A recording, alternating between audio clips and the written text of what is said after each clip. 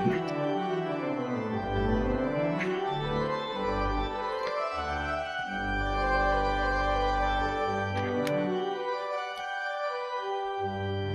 MLG, I'm not ignoring you, I just can't hear you. No problem. I'm used to being ignored.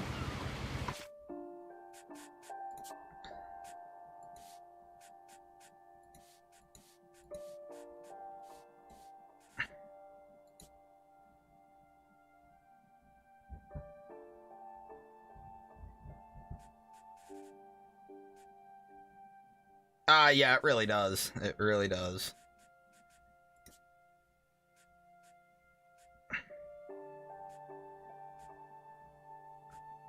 So, I know nothing of this game other than I heard it's supposed to be really good.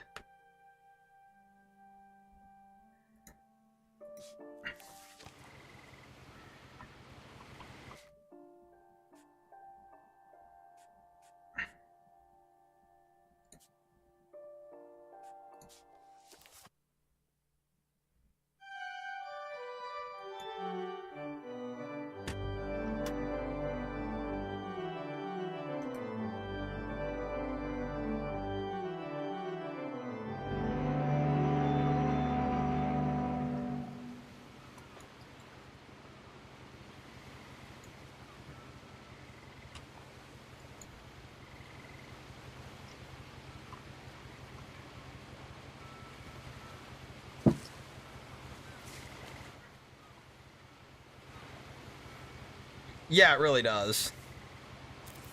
A lot of this isn't going to make sense to you, and I'm sorry about that. I'm just going to start at the beginning, with the house.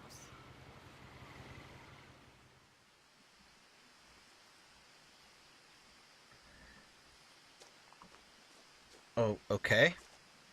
Apparently we're starting at the beginning with a house. Cool. Alright, just shift is zoom. Control is also zoom. Right click is zoom. Q is zoom. I'm noticing a pattern here.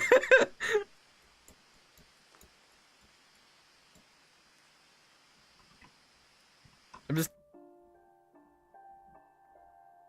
Okay. M is menu. That's good to know. That's not zoom.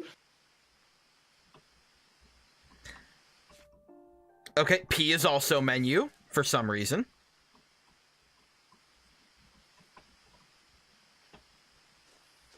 Okay. So, like, every function has, like, 9 buttons that do the same thing. I lived here until I was 11, but I wasn't allowed narration. inside half the rooms.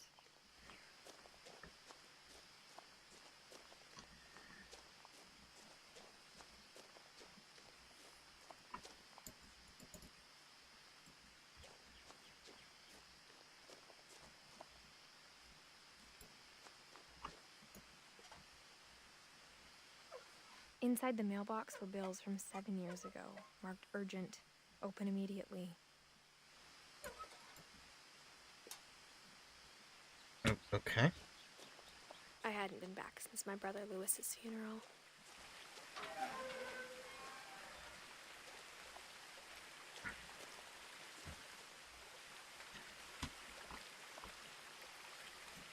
I have a lot of questions as to what the hell's going on here. In her will, my mother left me a key, but didn't tell me what it unlocked. Maybe she thought I'd know. Or she thought that the mystery would be enough to bring me back. Okay, there's 2 pathways here. And I don't like either one of them.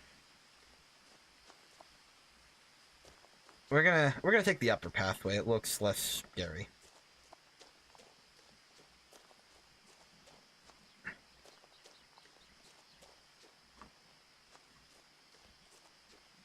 You want me to go the other way alone? Alright. Alright, we'll go down the hill. We'll go down the hill that clearly looks like it leads to me getting my eyeballs sucked out through a spork.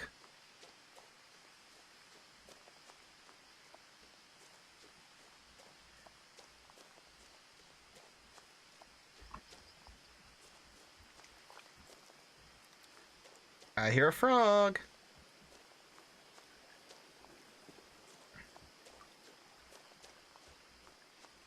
I can just free roam through all of this.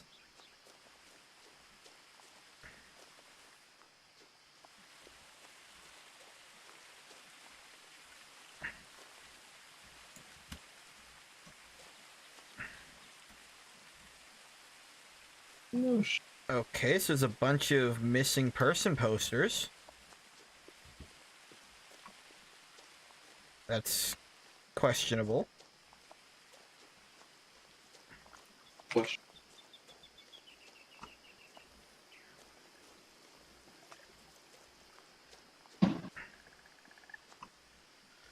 The truth is, even after I inherited the house, I never thought I'd come back to it. But now I had questions about my family that only the house knew the answers to. Oh, there's another one. This one's a little clearer. Missing Milton Finch.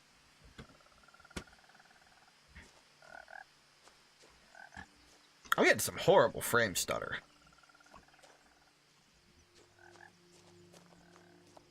I'm gonna turn on VSync, see if that fixes it.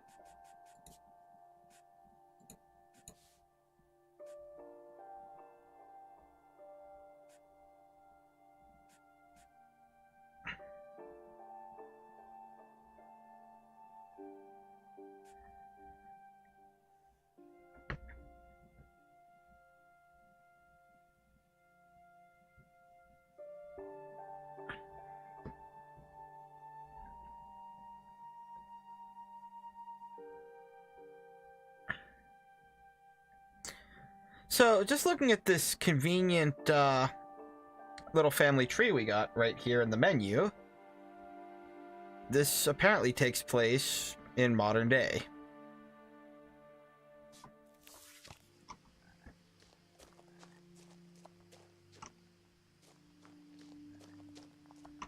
Alright, so turning on VSync made things much worse, so we're going to turn that back off.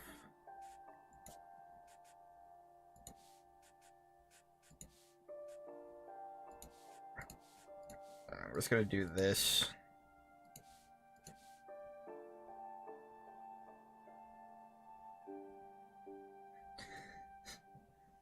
Why?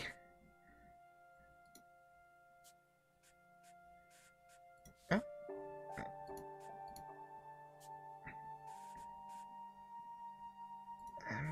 I'm going to turn everything down just a little bit, just because it's running really, really poorly.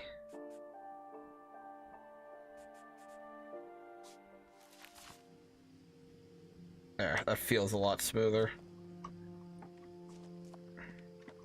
The woods around the house have always been uncomfortably silent. As if they're about to say something, but never do.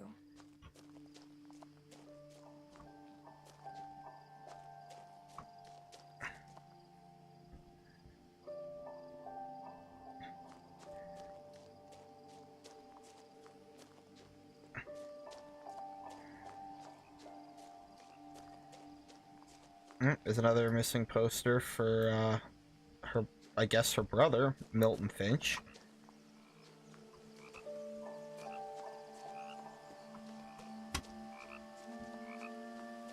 Man, let's just go check out the other path that we could have taken to get here.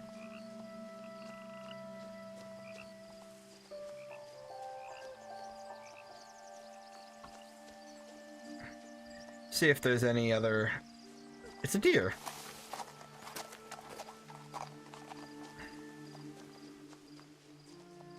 That was cool. Unexpected.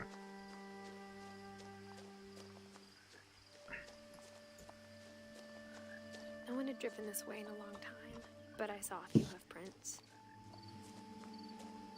So is this a board game or a mystery? You know, all I know is this game won a lot of awards for being really good. But beyond that, I got nothing. No.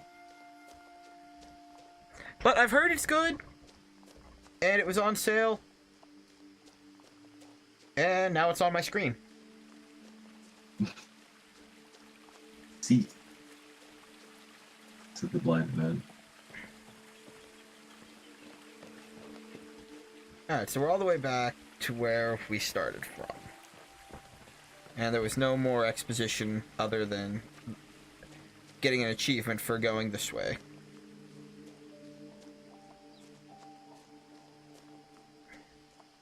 Achievements are good. The sign on that tree. The one we just passed? Yeah, the Finches. Which is the name of the family. Mm-hmm.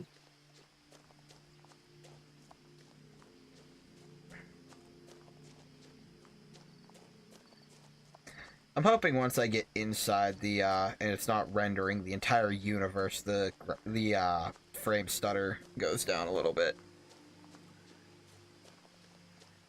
Because I'm just getting some terrible, terrible spikes. Yeah, I see that.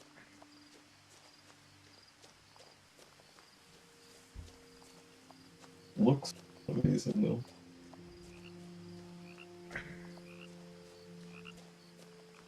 That should be down there. I forgot my webcam was still just floating in a weird spot from, whatever the fuck the last thing I streamed was. Disembodied float. The house was exactly like I remembered it, the way I'd been dreaming about it. This is a freaky house.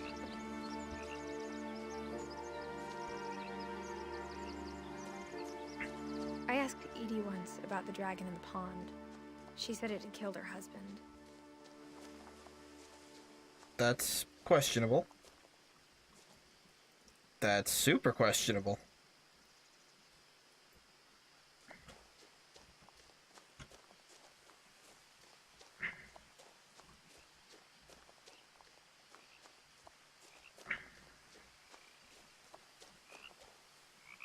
Another missing Milton Finch poster. Hey, we have a shadow! And, like, we look down, we can actually see our torso. And we have legs! Alright. Kudos, game developer. We have legs.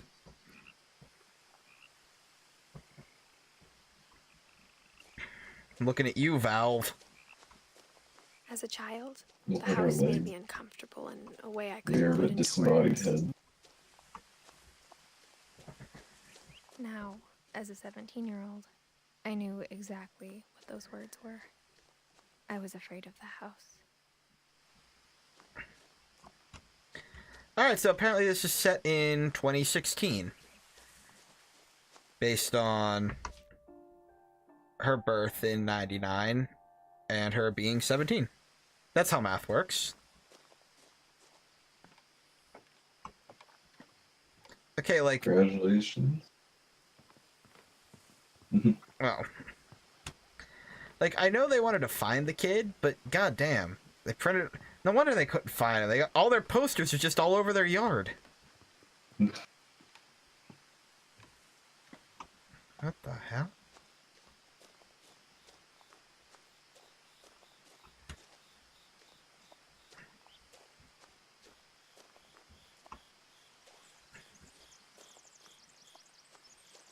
Just step on the poster. I mean, I didn't mean to, Lone. It just happened.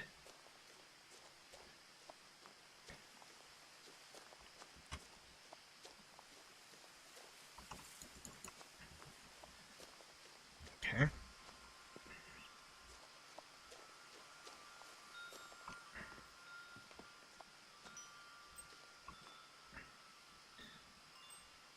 Orca's Island Waste Management. Neat. The fuck is that thing?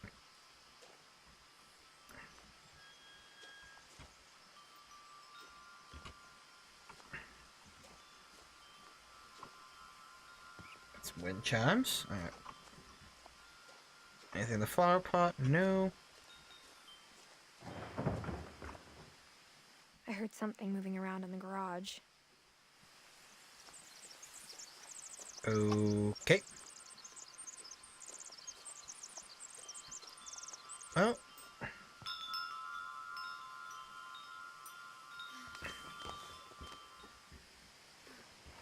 Crawling through the doggy door used to be a lot easier when I was 11.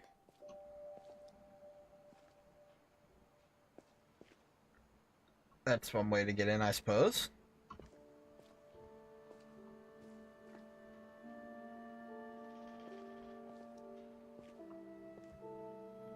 Gary's potting mix.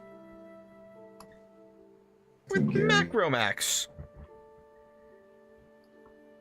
Cosmic cuisine. The pleasures of Japanese cooking.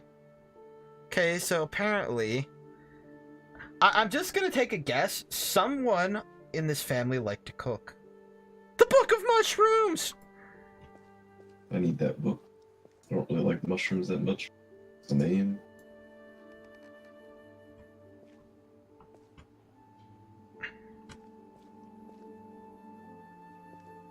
It's a nice soldering iron. I want it. Even though I have almost that exact same one. I don't know where it is.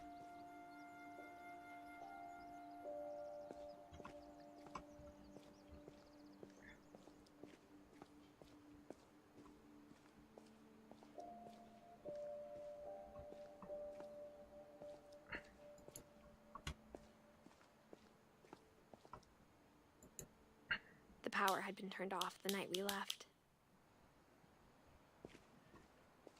For the first time in years,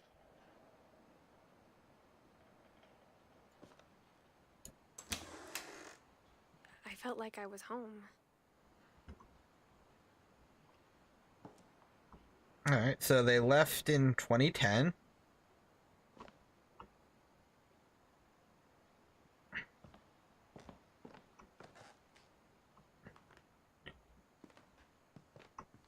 But instead of a family, there were just memories of one.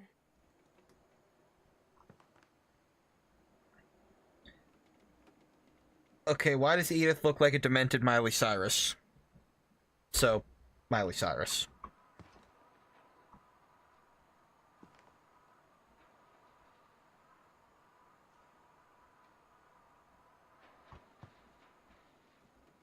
If anything, she looks like a semi-sane Miley Cyrus.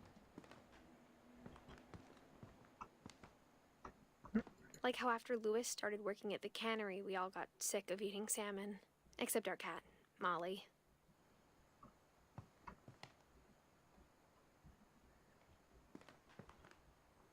Or how only one restaurant would deliver to our house. So we had Chinese a lot.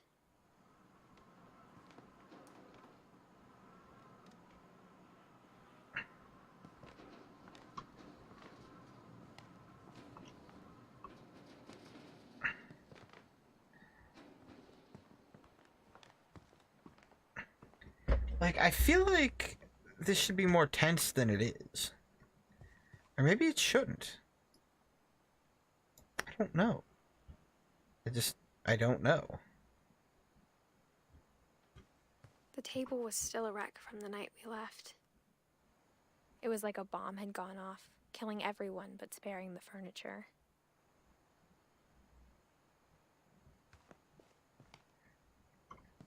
Yeah, seriously, like, what the fuck happened that these people just dipped the fuck out of here and left literally everything they own behind? Like, is it... Maybe they were kidnapped. Like, somebody literally left their iPhone on the fucking speaker thing here. My mom was the only one of us who could imagine Great-Grandma Edie living in a nursing home.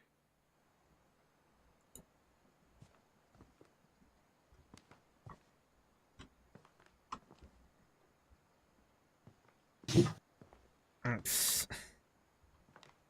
Nothing in the house looked abnormal. I blame the fact that Too much of they it. probably made Like a a Chinese smile, too takeout many or teeth. delivery. Drive all the way out there to deliver that.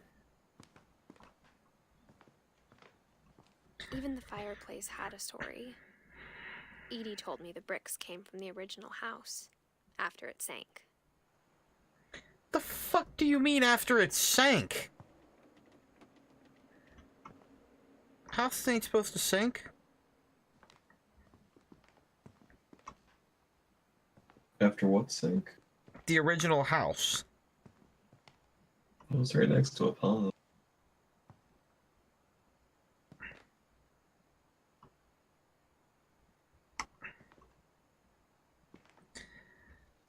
So, this house has supposedly been abandoned for, based on what we've gotten, 6 to 7 years. It's very clean for being abandoned for 6 to 7 years.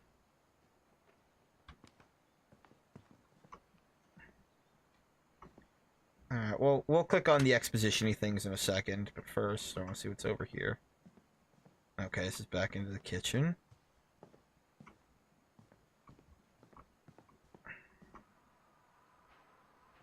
It's a bunch of mail. Wow. I forgot I made that a sound. My mom wasn't much of an optimist, but she never stopped believing that my brother Milton was alive. I'm disappointed it's not Owen Wilson.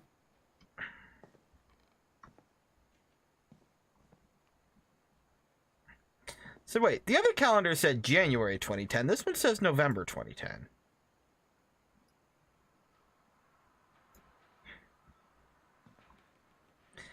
Can somebody look and find out what day November started on in 2010? I want to see if this calendar's accurate.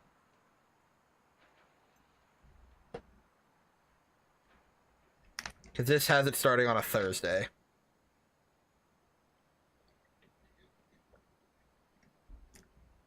That's a word. A lot of things got left behind in the whirlwind of that last night. Give me 2010. Yes. This one has it starting on a Monday.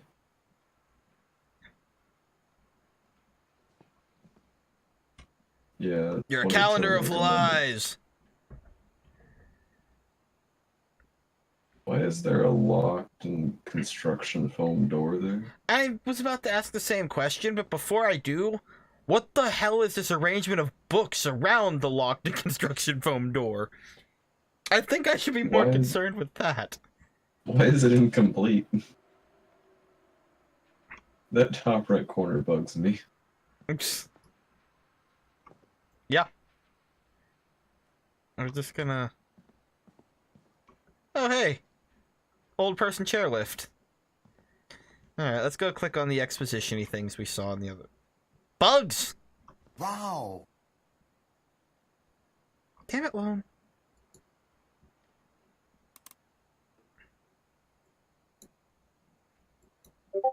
That was perfectly timed.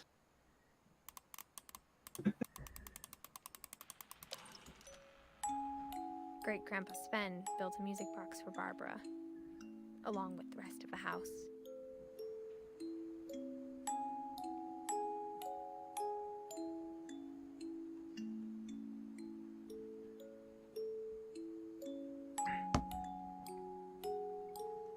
Okay, it's a really cool music box, but who the fuck is Barbara Finch? Mom always told me to stay out of the basement. Judging by the fact that it's a music box, probably someone young. I don't know.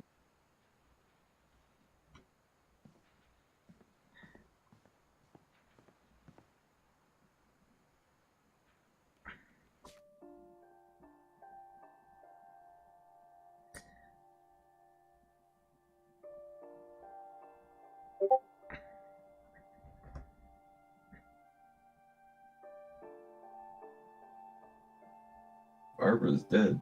Well, yeah, Barbara's long dead.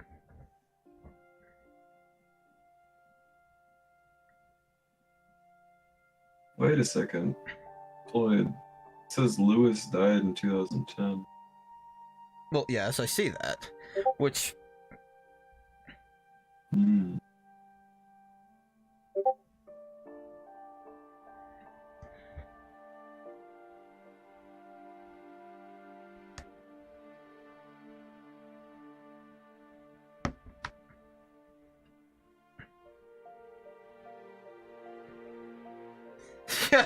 God damn it, Lone.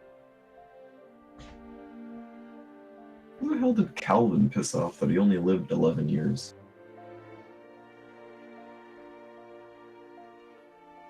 Everyone in this family died pretty young, it seemed. Yeah. Hey, Molly only got 10. Jeez.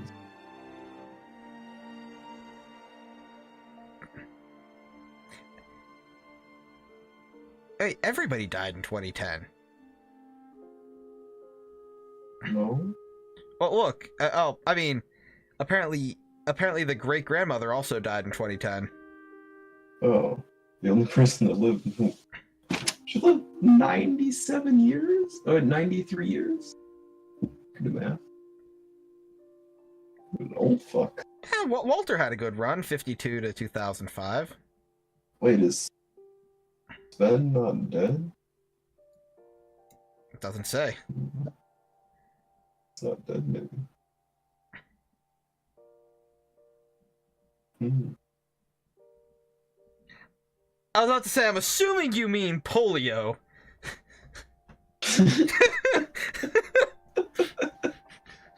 Fucking Polo. Polo killed so many How people. great grandpappy died? You see, great grandpappy was a polo player. Terrible, terrible things happened. You see, it involved a horse and a large wooden mallet.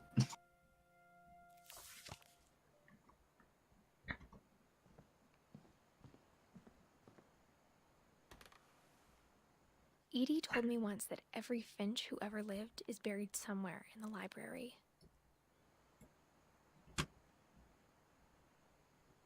Why are there more books?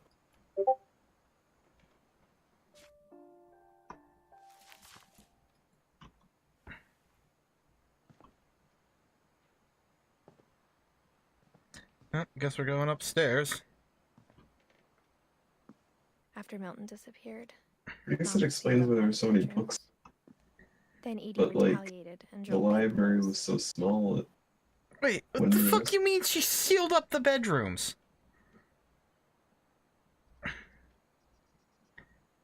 That raises so many questions.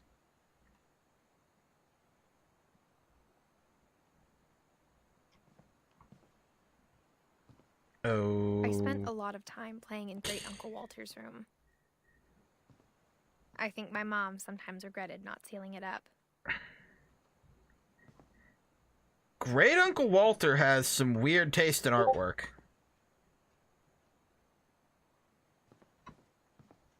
Lewis told me there were secret passages, but I never believed him.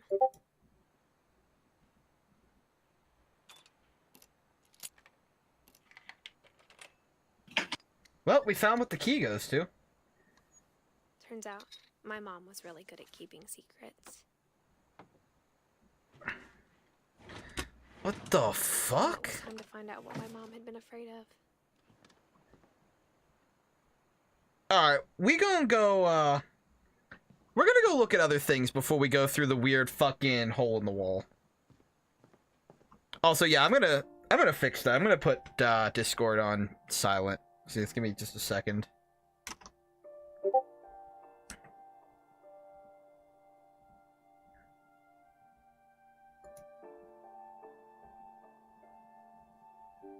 Because that Discord ding started to get annoying.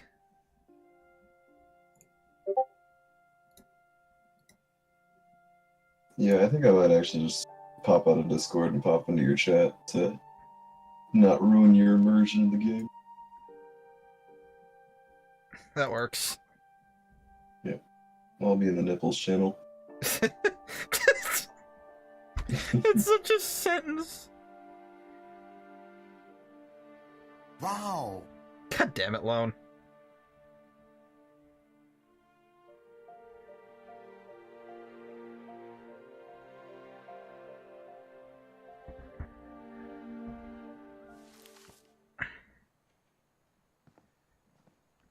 Alright, so Great Uncle Walter's got fucking holes. What the fuck? Great Uncle Walter got holes in the wall. Got fucking framed bugs and shit.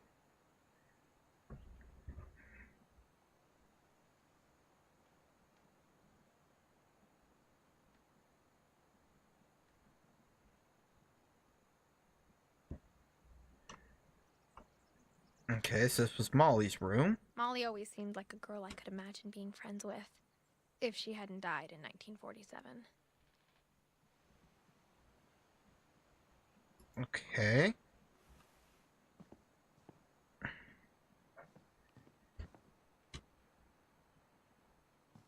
God damn it, MLG. I look away from my chat for like 5 seconds.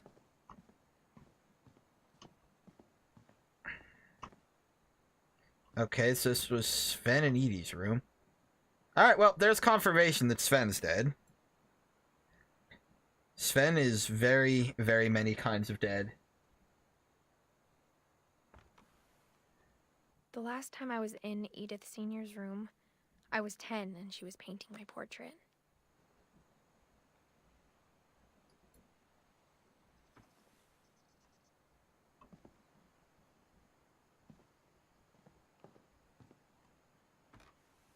Okay, who the As a kid, I fuck is just assumed Gregory? every house had peepholes and sealed rooms you weren't allowed inside of.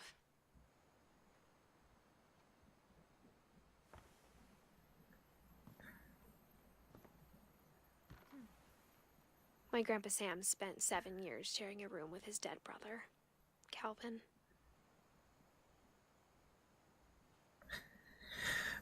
I win! Okay, wait a minute. Will I get that again if I look at it again? Okay. It doesn't...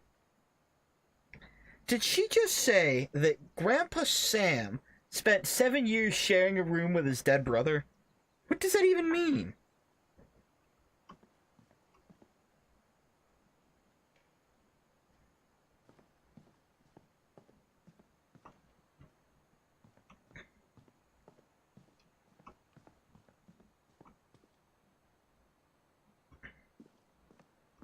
Mom must have locked the 3rd floor stairs on the night we left. Okay, so we aren't going up. I wonder what that extension cord goes to.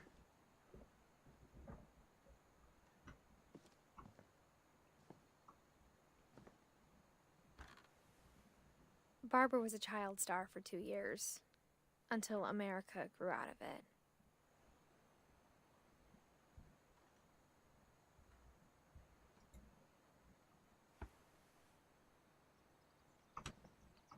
Edie's father, Odin, built the original house.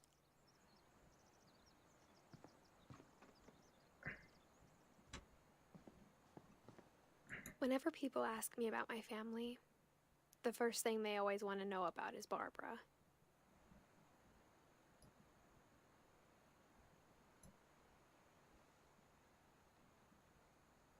God damn it, MLG.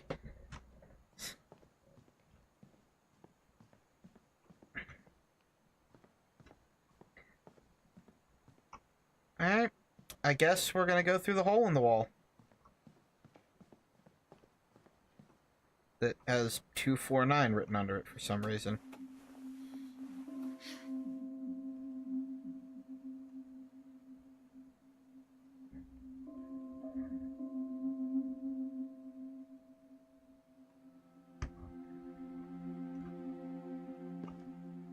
Okay. From the paintings on the wall, it was clear my brother Milton had been here before me. Okay.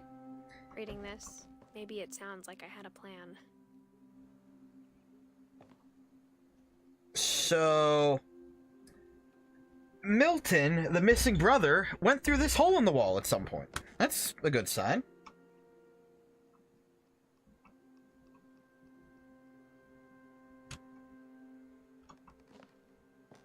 But I had no idea what was behind that door.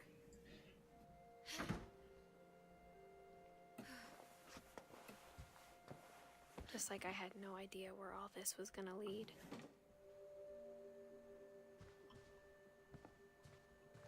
I grew up looking at Molly's room through the peephole.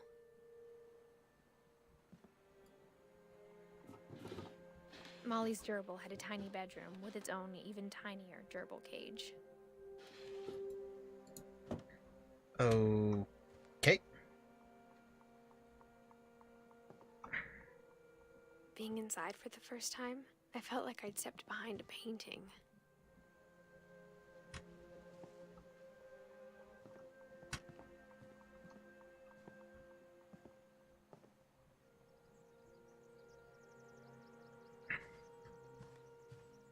This is really interesting, actually. Like, I don't know how you guys are liking it. Like, I don't know how you guys are liking it, but I'm very interested to see where this story I goes. got the sense Edie had spent a lot of time here before my mom sealed the doors.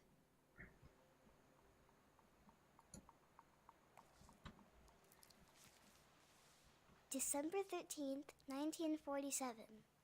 Dear Diary, I'll be gone soon, but I wanted to tell somebody about what's gonna happen. It started when Mom sent me to bed without dinner. I woke up and I was starving, so I looked around for something to eat. No. The gerbil food was dry, but I didn't mind it.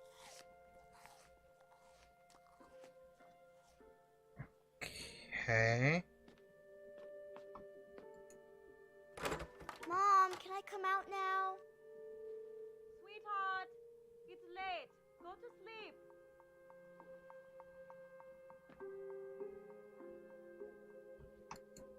My Halloween candy was all gone.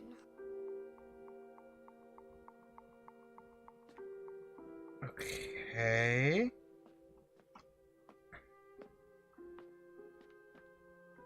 I swear to God, if we eat the goldfish, I'm done. I'm leaving.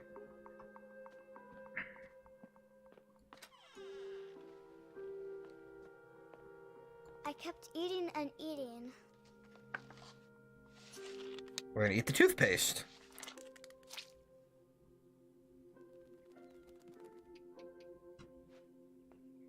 I ate a lot of things that night.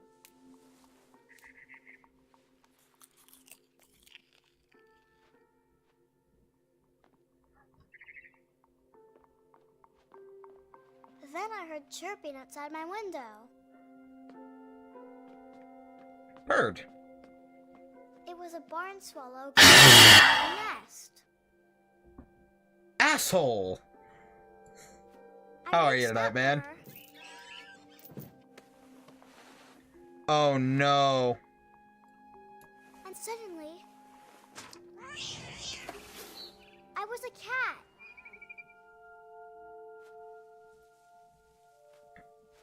The fuck?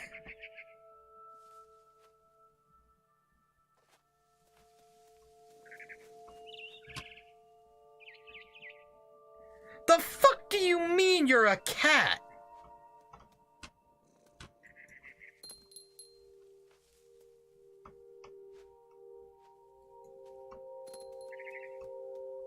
I tried to be quiet, but the bird was really scared.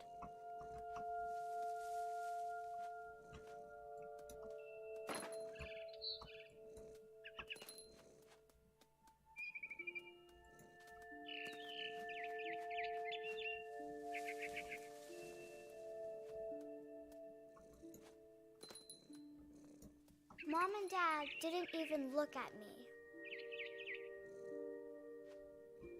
What the fuck?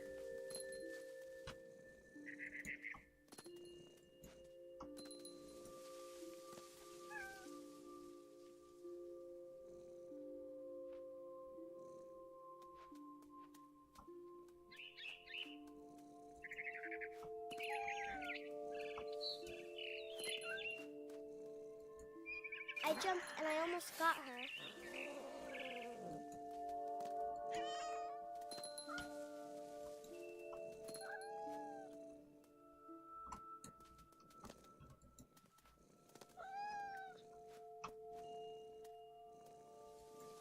I could tell she was getting really tired.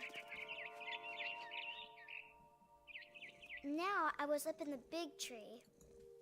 I promised Dad I wouldn't climb it anymore. All I cared about was eating that mama bird. I gobbled her up.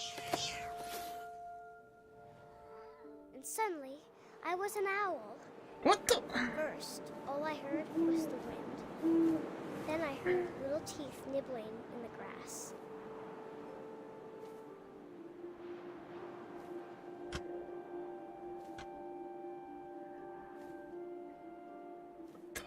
Fuck?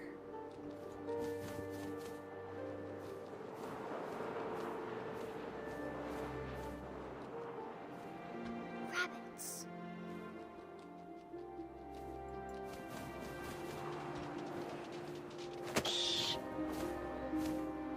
I'm so lost. I imagined his face looking up and seeing mine through my talons. I swallowed him up, and I didn't chew one bit. Then I flew off to find something bigger.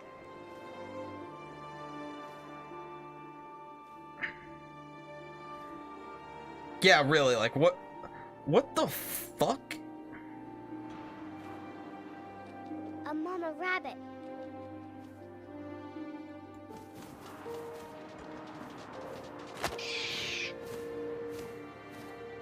She was almost too big to carry. I started choking, but I couldn't stop eating. And suddenly, I was a shark.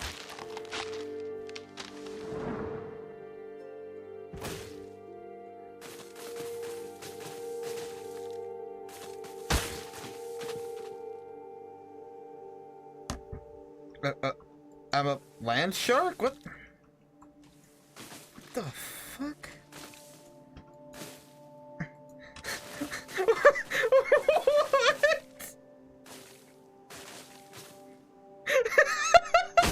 I rolled off a cliff and into the ocean. Now, I was hungrier than ever.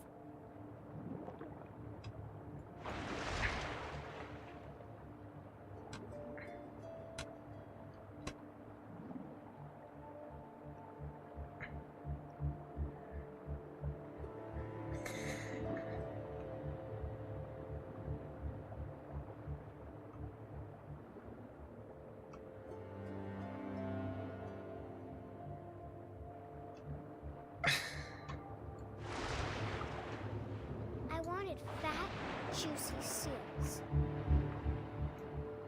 Wow.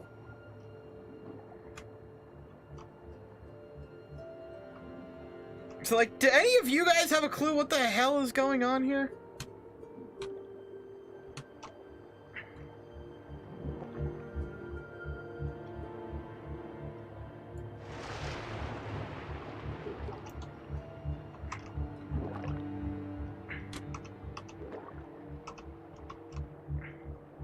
Okay, these controls are atrocious.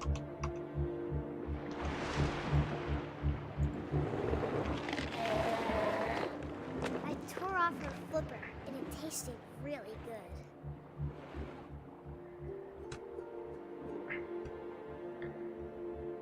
Alright, where'd it go?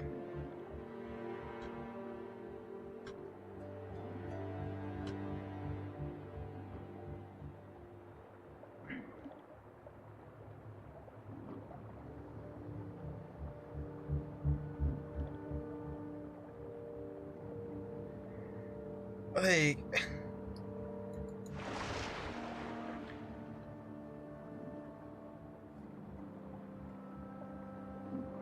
I'm so many colors of confused right now.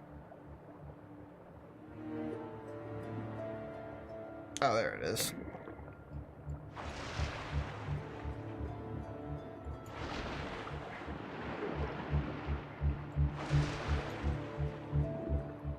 Grabbed on tight. When I was so hungry, I jumped out of the water. When I opened my eyes, everything had changed.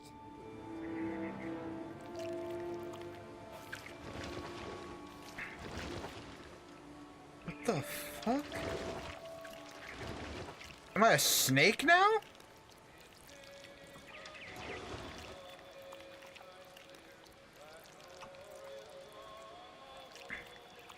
Now I was a monster, and I smelled people everywhere.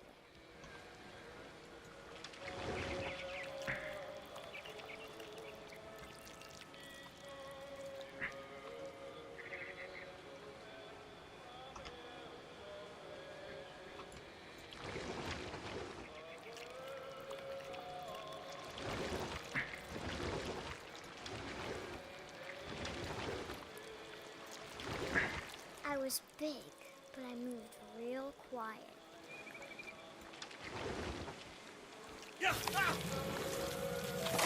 What the fuck?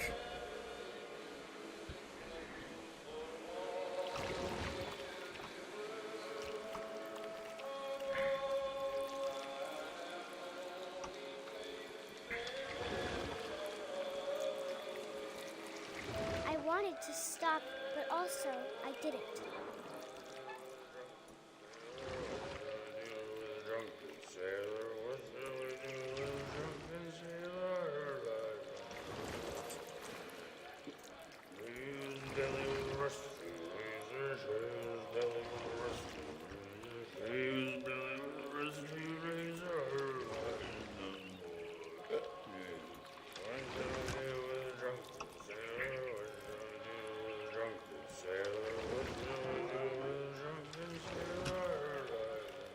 After the last passenger, I was still hungry. To cross the water, I smelled something new. Something I had to have, so I swam towards it.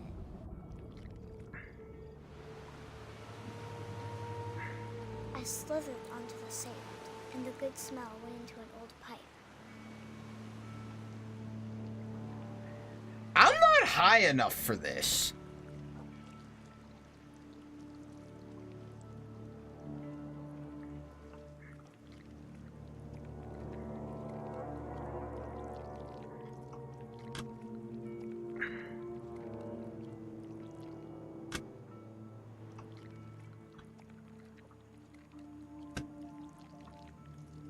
I got closer and closer.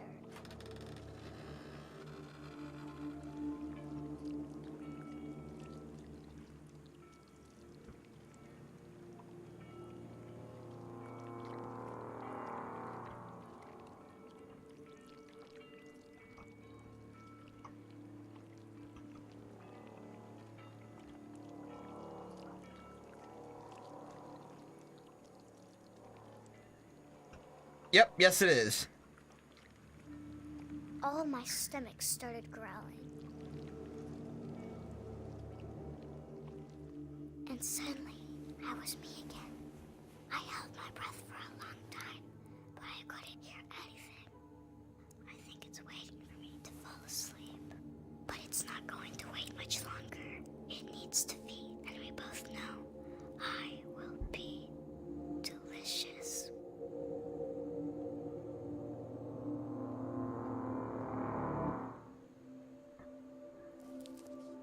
What the actual fuck? I'm not sure if I believed all of that, but I'm sure Edie would have.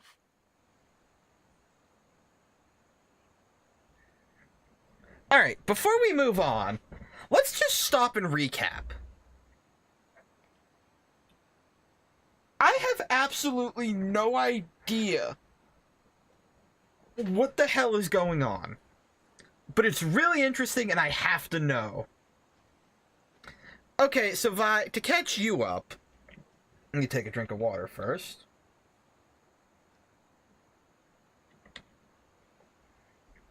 Alright, so for those of you just joining us, I don't know. I honestly don't know how to recap that. So we're in a creepy house that this girl, Edith, her family owns, or used to own. I guess that she's the owner of now. Because, like, everybody else in her family's dead.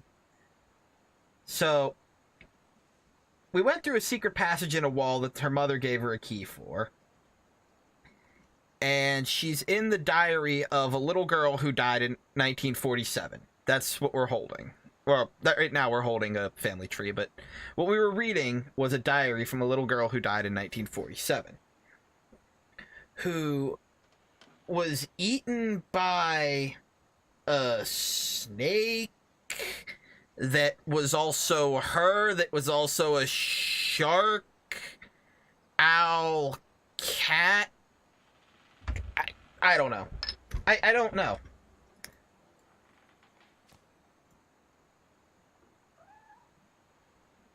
I heard a cat. I don't like that I heard a cat.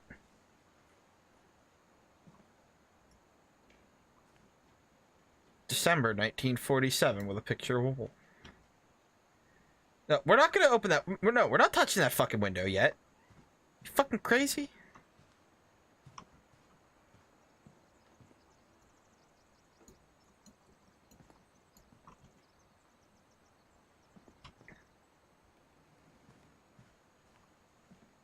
I can't describe it, but I felt like some part of Molly was still here.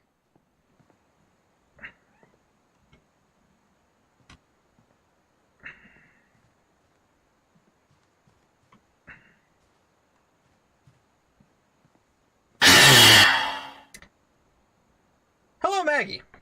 I was not ready for that.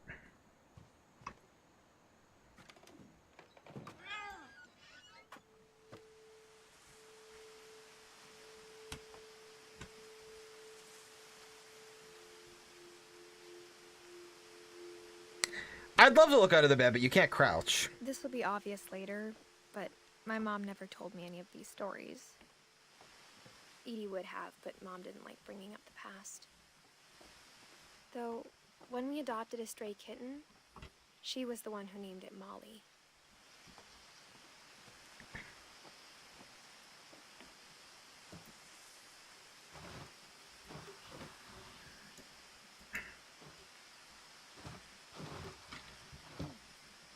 Some of these controls are really, really I wonky. spent a lot of time in Great Grandma Edie's room.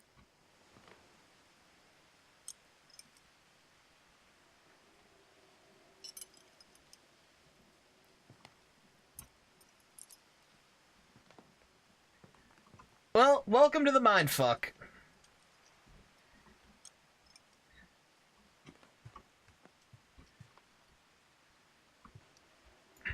Edie gave a big interview about a mole man living under the Finch house. My mom was furious.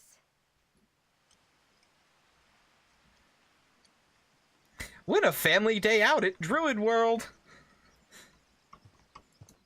I hadn't thought of myself as Edith Jr. for a long, long time.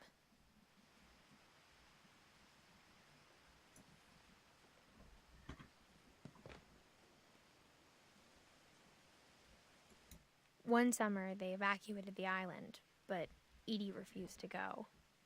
For a few weeks, she was a celebrity.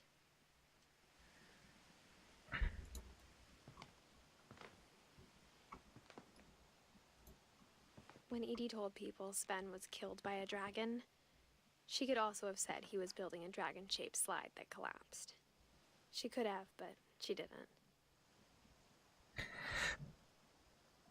Okay, so to catch Maggie up, because she got here after the recap is I don't know what the hell is going on. That was probably bad. Hang on.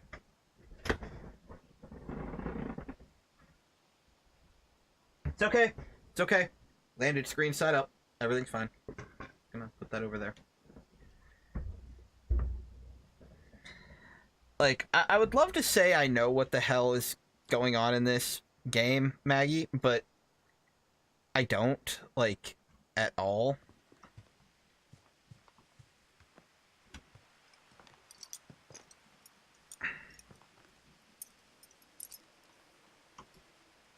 Steak. Steak was named Bob.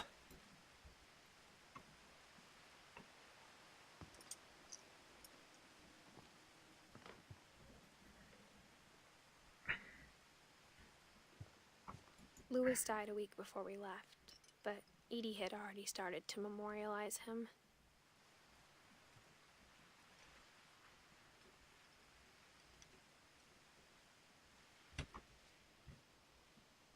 Try to read the papers on the floor. Lots of things about murder.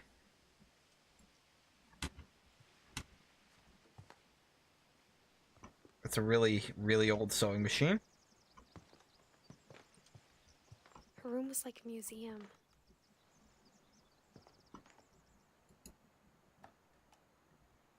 Oh, good. For 500 years, the Finches have been famous throughout Norway for their fortune and misfortune.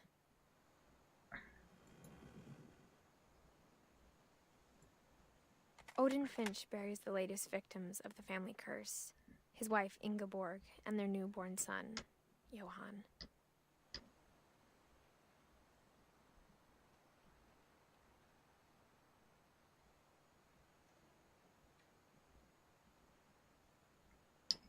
Thank you, Lone. Thank you for a much more coherent recap than I could have provided. On January 7th, 1937, he set sail with his family And his house, hoping to leave the curse behind.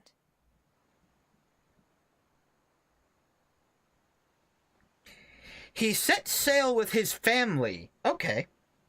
I'm with you so far. And his house. The fuck? But 40-foot waves off the coast of Washington. Hey, Cosmic send the Kangaroo, how you house tonight, and bud? Odin to the bottom of the sea.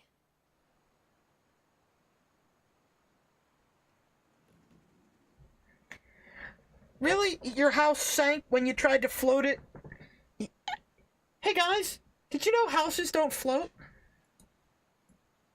Odin's daughter Edith, with husband Sven and baby Molly, step ashore on their new home, Orcas Island. Yeah, it's a nice crowd in here tonight.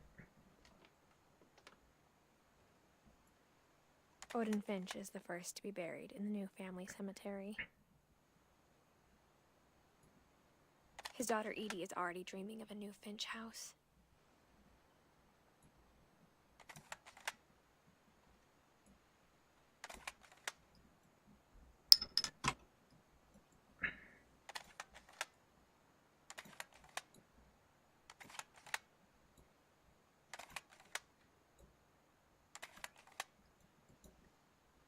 Okay, how do I get out of this?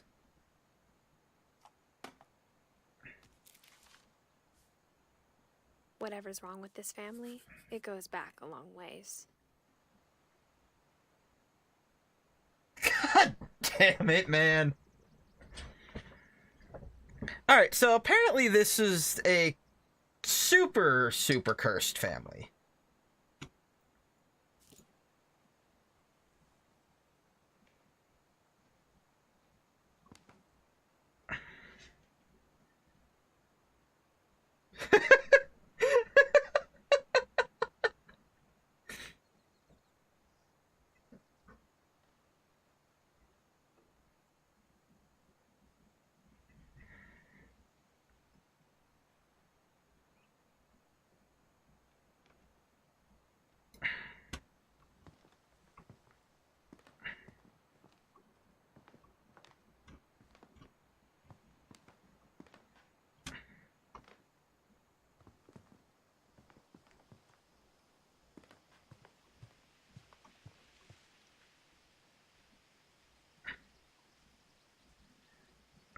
He doesn't have that power, MLG.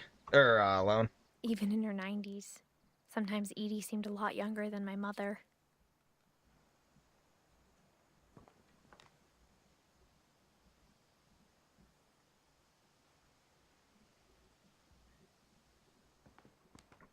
I'm the only one with that power. The only trace Grandpa Sam's first wife Kay left on the house was the pink bathroom. It was a pretty big trace. Okay, who the fuck has fuzzy bathroom?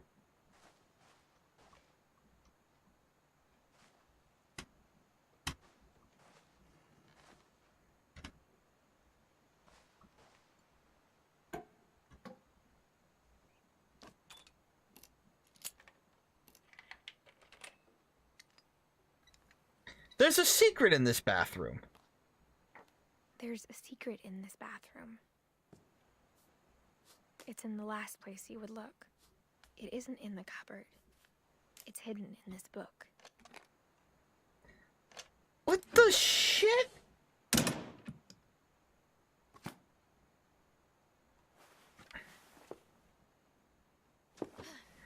What the actual... Sam gave Sam an old camera he'd refurbished. He never put it down.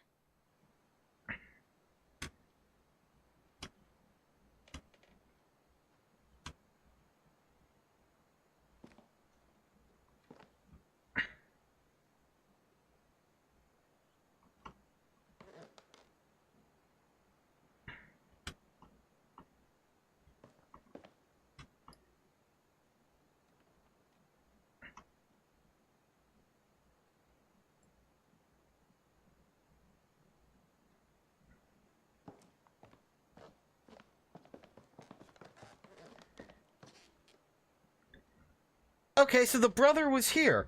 The missing brother has been through here. What the...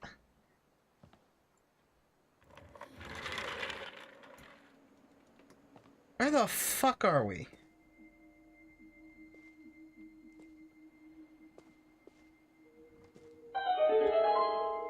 God damn it, MLG. Well played. Well played.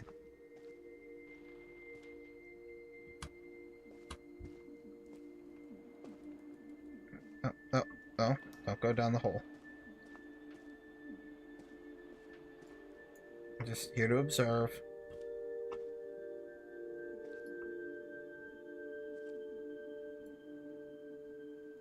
I don't think there's going to be any horror to this either, but it's really interesting. Wow.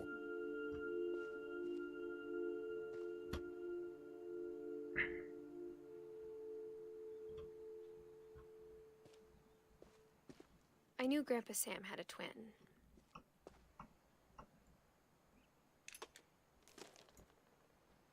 And that he never talked about him. Shut up! I guess my grandpa didn't like history any more than my mom did.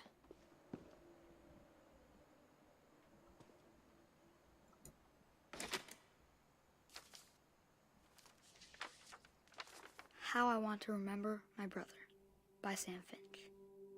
The thing I remember is that when he made up his mind, that was it.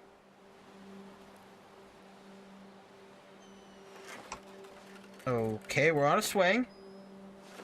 We're on a swing and a My brother said flashback. he'd die before he ate another mushroom. And he did. At Barbara's funeral, we swore we'd never be afraid again. And he wasn't. I think Calvin always wanted to fly. I swear to God, if... Calvin, dinner's ready. Coming! But that day, he finally made up his mind to do it. I told him going around was impossible. Maybe if I hadn't said that,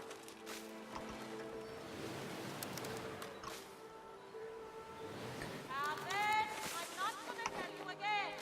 maybe if the wind hadn't picked up, then maybe he'd still be here. But I doubt it. What the shit? I think he'd already made up his mind. That's what I want to remember about my brother.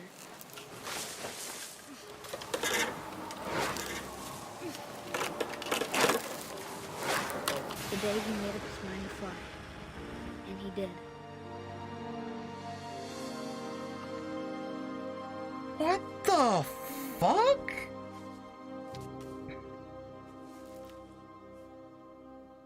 Calvin's story felt strangely familiar. When I was younger, I remember trying to do the exact same thing.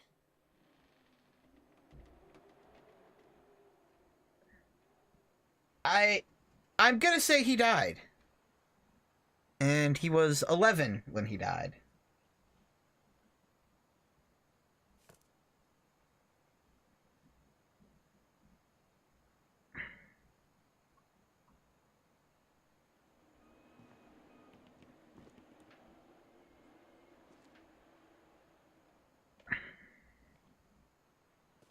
After the funeral, Edie roped off Calvin's half of the room.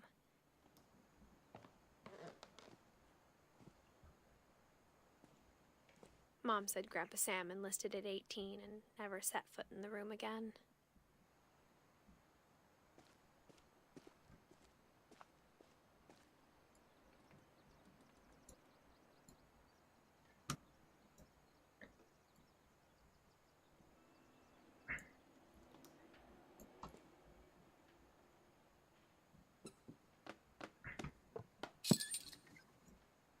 What the f... Who builds these things?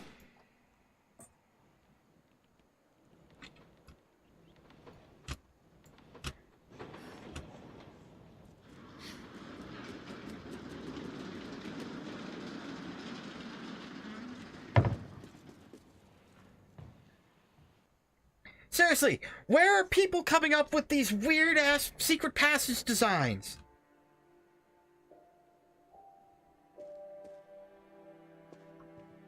The passages were a pretty tight fit. They'd obviously been built for smaller hands and bellies.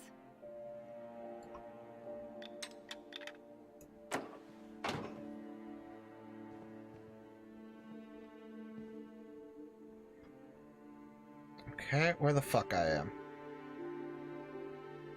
Oh, we're out in the main hall. We're back where we started from.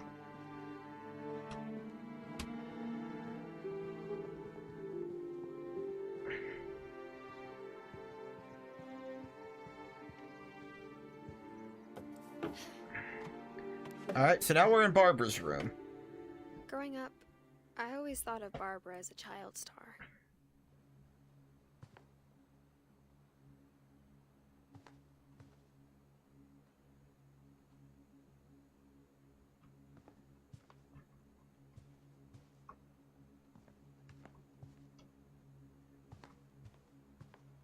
I never thought about how hard it must have been for her afterwards.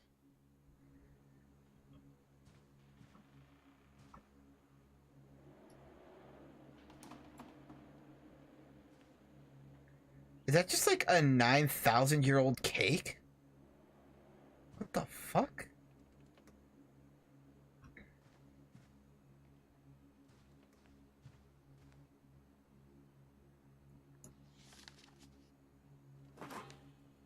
Of all the stories people wrote about Barbara's death, I'm surprised Edie saved this one.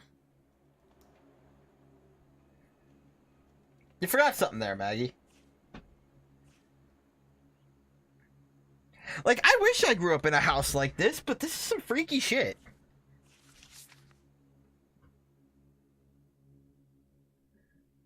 Old Jack here with another ghastly tale inspired by America's most unfortunate family. I'm calling it The Surprise Ending of Barbara Finch. As a child star, Barbara was famous for her scream. Now at 16, she was all washed up, a has-been. But in a lucky break, she'd been asked to perform her signature scream at a local convention for monster movie fans. It was just the boost her career needed.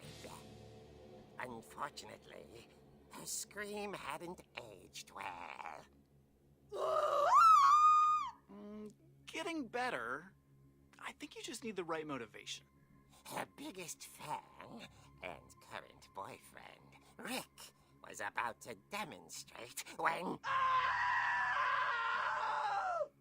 Now that was a great scream. It was Barbara's father, Sven. He'd slipped into a table saw and had to be rushed to the emergency room. So Barbara got stuck babysitting her youngest brother, Walter. What the fuck is this story? Was cancer. I am too, Maggie. I am too. Okay, I'm hearing frustration, but I'm not hearing terror. What if I tried... A gang of hoodlums in Halloween masks have been terrorizing Orcas Island tonight. Police are urging residents to... That came from the basement. You're right! Also, I loved your delivery on that. Why is your basement door locked? Because my dad likes making puzzles and secret passages. There's a key hidden in the music box. The secret is to keep winding and winding until finally the key pops out. Thanks, babe. I'll be back in a sec. 20 minutes later, Rick hadn't returned. So Barbara went to look for him, right on cue. She reached for the music box.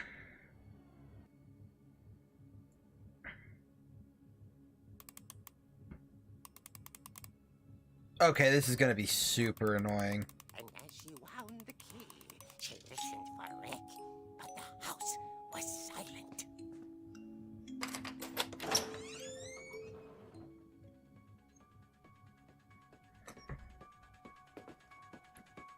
Okay, we're playing a comic.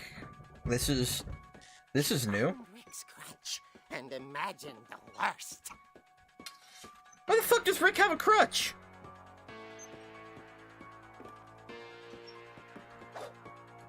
Oh my god, we can use the crutch as a weapon.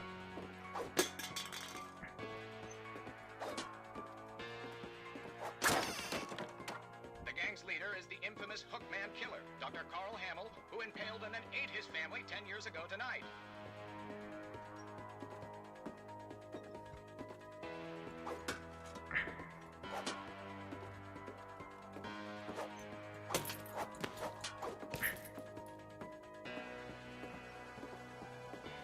This is really cool, but what the fuck?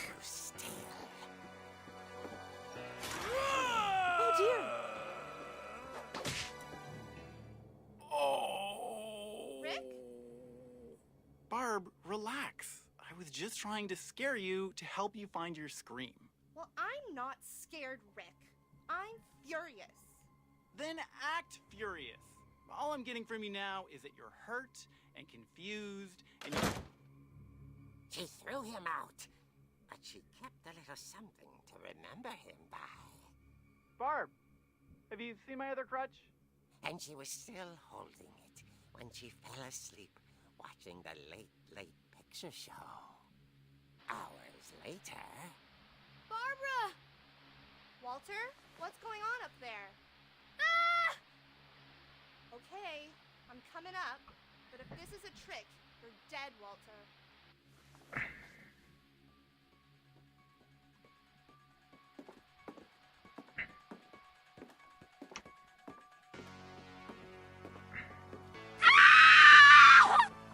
God damn it, Lone.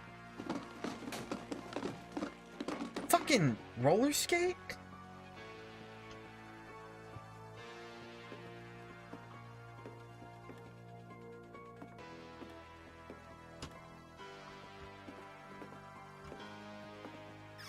Walter, are you there? Walter vanished, but his bedside radio was still on. Orcas Island police describe the man as 6 feet tall, with a steel hook for a hand. Residents are urged to lock all doors and windows and notify the police of any suspicious activity. Barbara turned, saw the Hookman, and was speechless. He was quite smashing.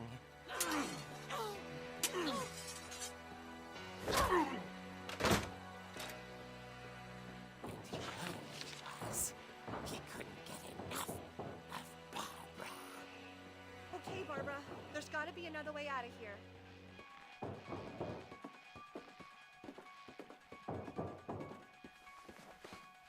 That night, she played her part beautifully.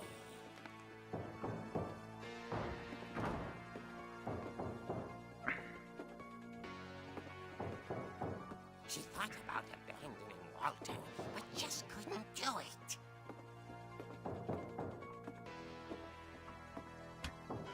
The shit? Molly's door hadn't been opened in years. The hinges groaned.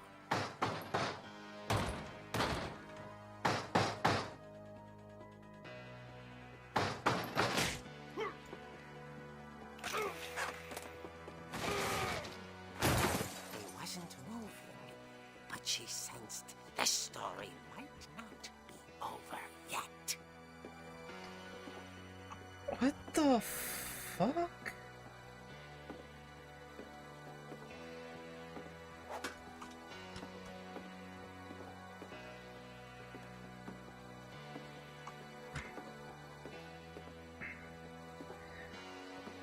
Is anyone following this?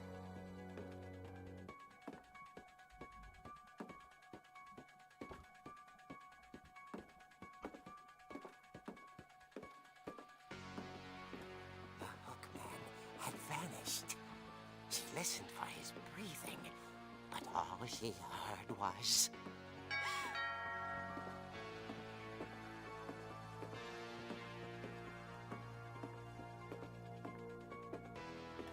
Alright, let's answer the door. She heard whispering. It was coming from inside the house.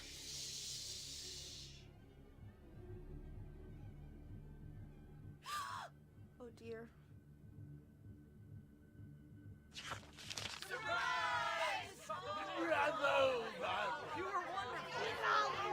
The monsters had come to surprise her. For Barbara, it was a dream come true. Then she saw what kind of monsters they were, and she realized what was about to happen. She was going to be famous.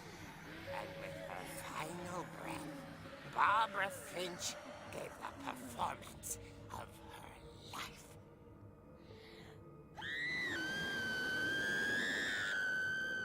I wasn't there myself, but I hear Barbara was magnificent.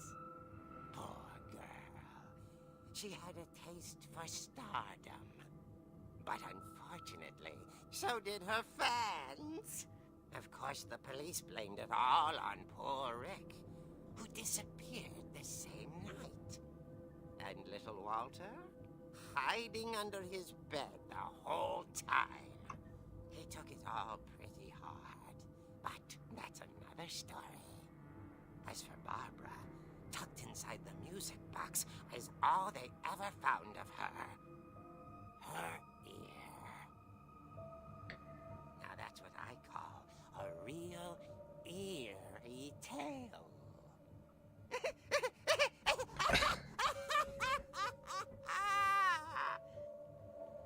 I am so utterly confused by what is happening in front of me.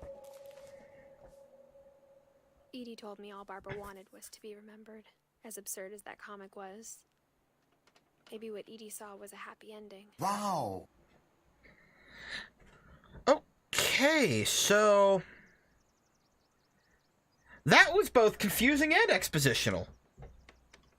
It was confused positional.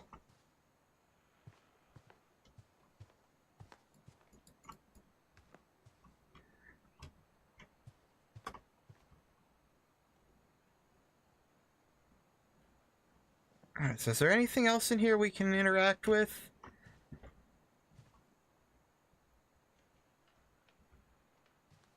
Doesn't seem like it.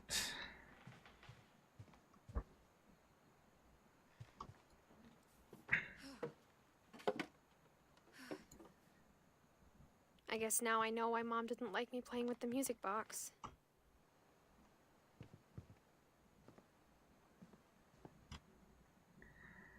Alright, so that music box was down by the basement stairs. Which tells me that we need to use it. All those times I played with the music box and never found the basement key.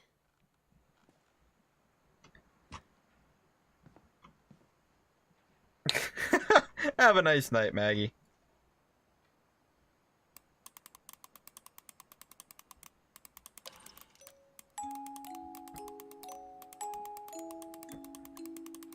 These controls are super wonky.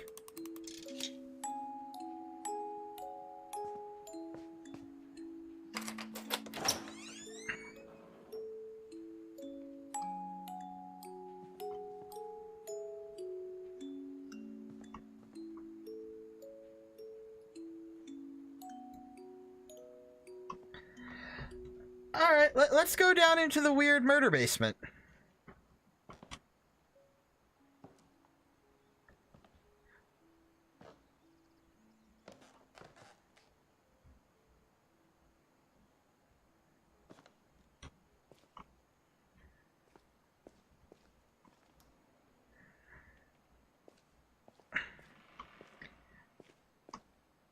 So, how you guys liking this one?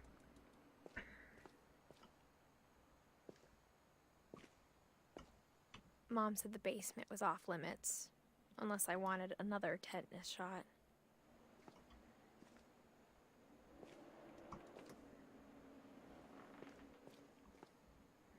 Like, I don't know about you guys, but I really need to know where the fuck this story's going. Like, this is definitely one we're gonna finish, because I gotta know where the fuck it's going.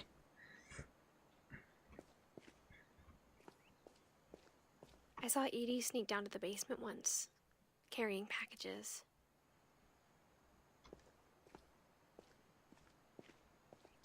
I thought maybe she was hiding presents.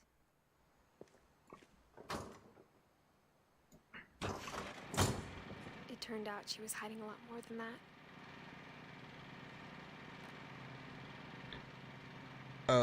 What the f...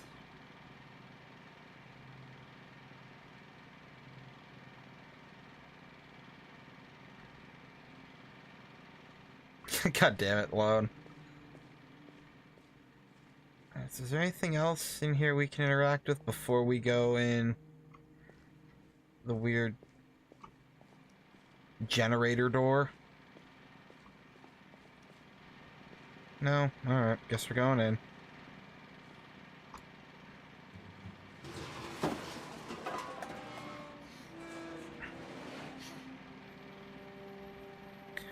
What the fuck? How wealthy were these people? I remember asking Mom once about where Walter had gone. She said after Barbara died, he got as far away as he could.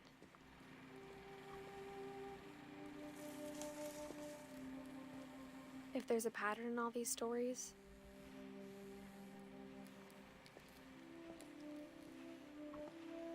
Tasty beans! From Benny Blues.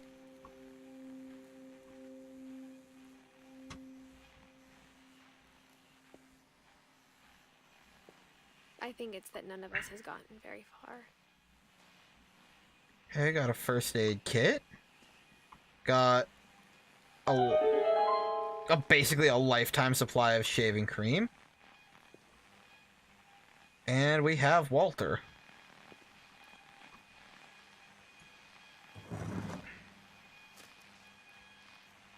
Goodbye, everyone. I can't believe I've been down here for 30 years. On that first day, after the shaking started, I didn't think I'd survive a week.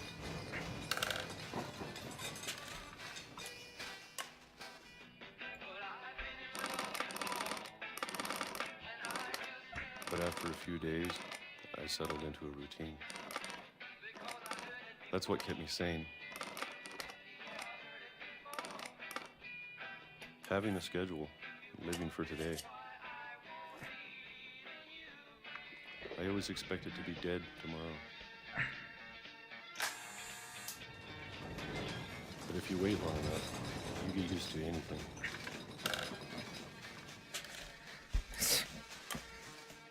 Goddamn Fallout 76. Even a monster on the other side of the door starts to feel normal. Almost friendly.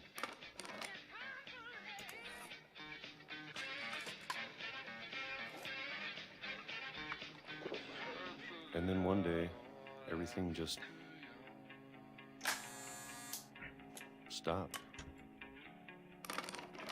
Whatever that thing was, it was gone. Maybe it got tired of waiting. Or maybe I just got tired of being afraid.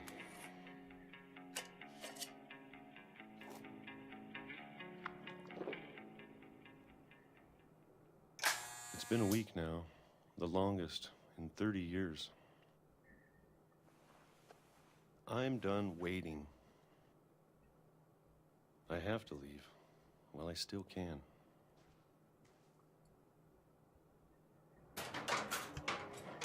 What the fuck?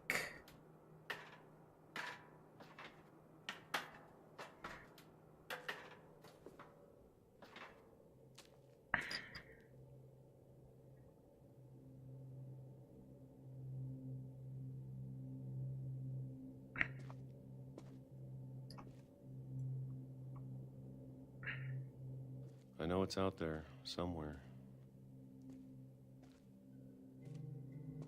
Whatever killed Barbara and Molly and Calvin. Maybe this is all a mistake. But I need to stop living the same day, even if it kills me.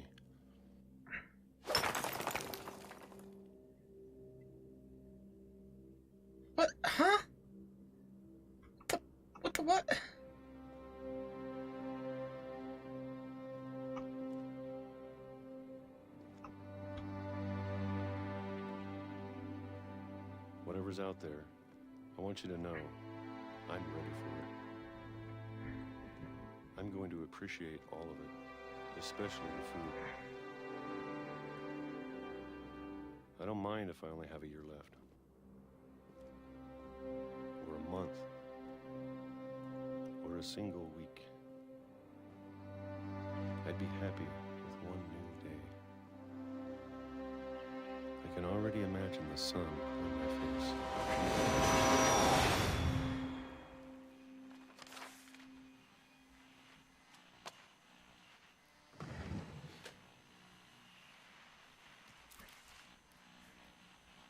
Walter died when I was 6.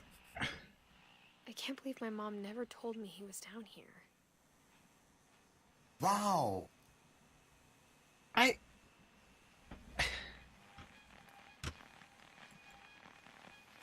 Guys, I don't know. Like, I don't... I'm sure my mom was trying to protect me.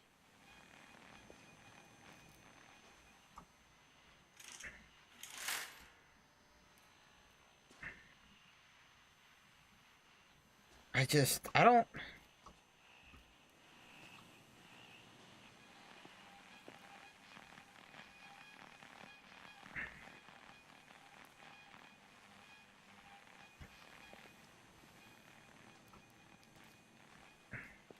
Like, of course he's got model trains. Like, because of course he does.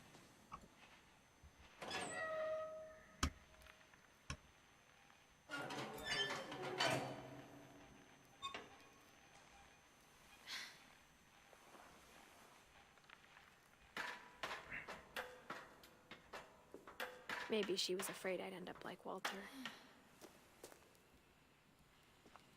But if she never told me about an uncle under the house, I can only imagine what else she was hiding. Peanut butter. She was I hiding don't want to peanut make butter. the same mistakes she made.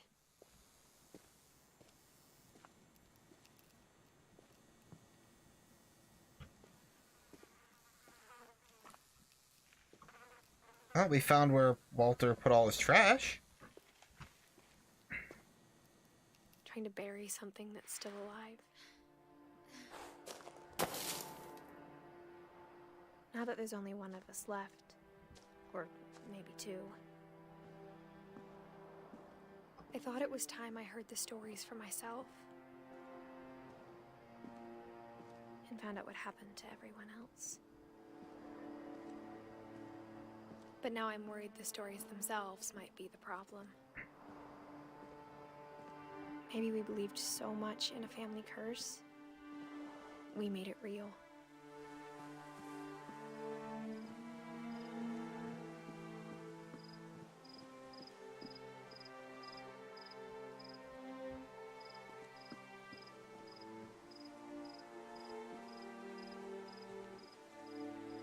I don't know if I should even be writing this.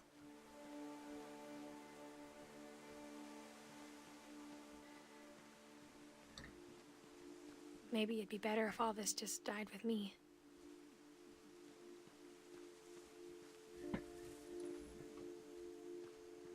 Okay, we got light.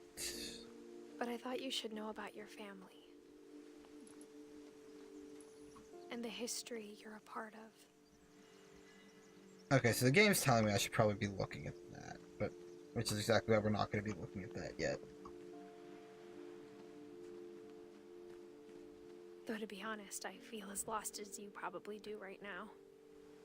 Well, you see, by the time it passes, the flag's already going to be replaced with just a picture of Trump Tower anyway, so I'm sure they'll find somewhere else to put it.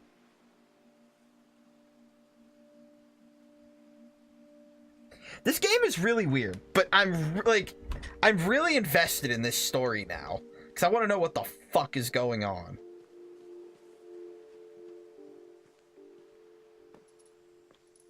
I think the people in these stories believed them, for what that's worth.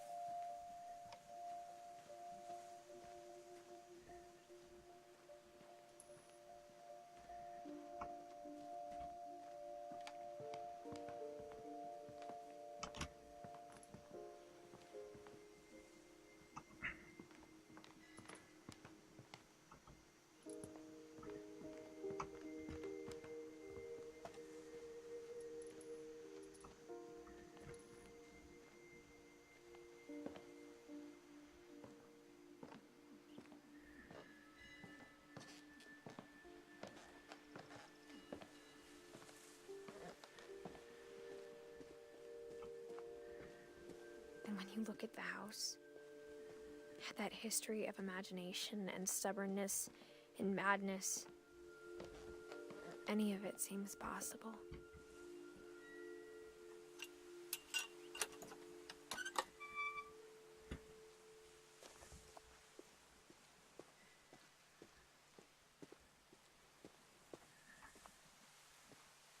I think we've been surrounded by death for so long, we've just gotten used to it. What kind of family finishes building a cemetery before starting the house?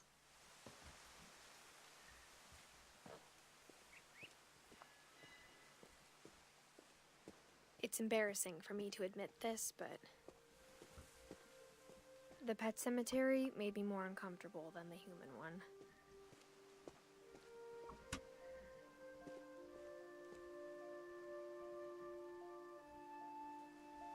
Three of the gerbils were mine, and 2 had been my fault.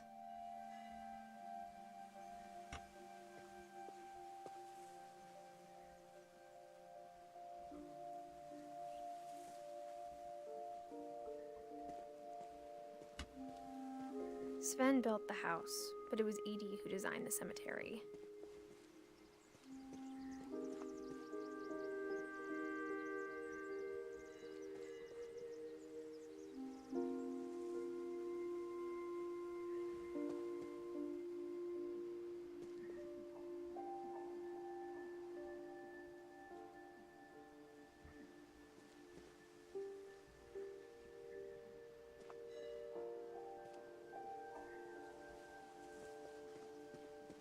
I'm sure Odin's monument had been Edie's idea. My mom was always trying to move on, but for Edie, the past never went away.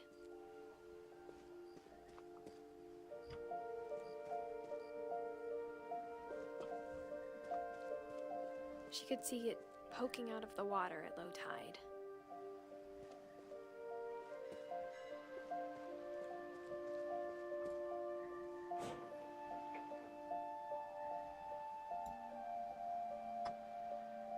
Edie said she dreamed about the old house every night.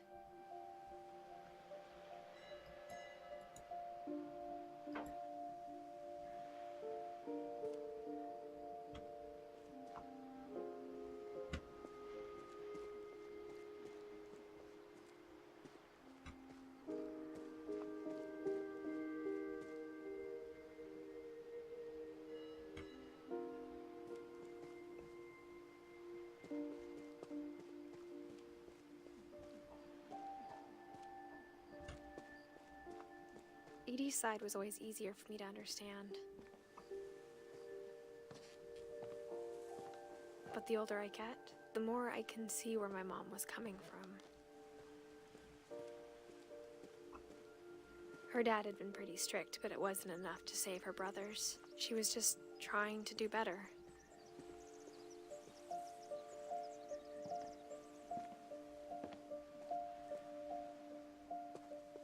She lost 2 of her brothers, just like I did. I get why she tried so hard to protect us.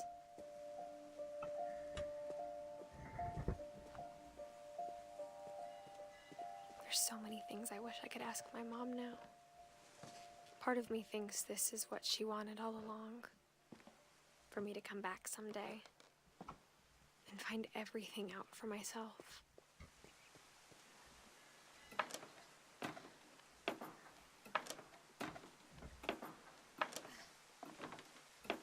Chat went quiet, and I went quiet, because I don't... There's just so much exposition But happening. looking back on it now,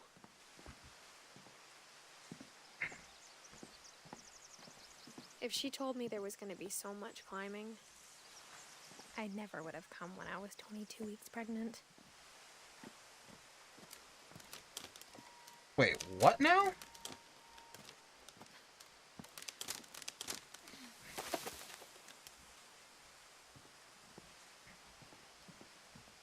Why is this bitch climbing around pregnant? Who the fuck?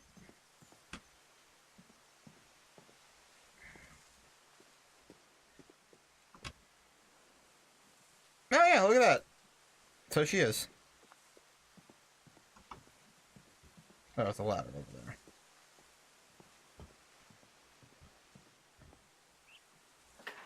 I never met Grandpa Sam, but I think he and my mom had a lot in common.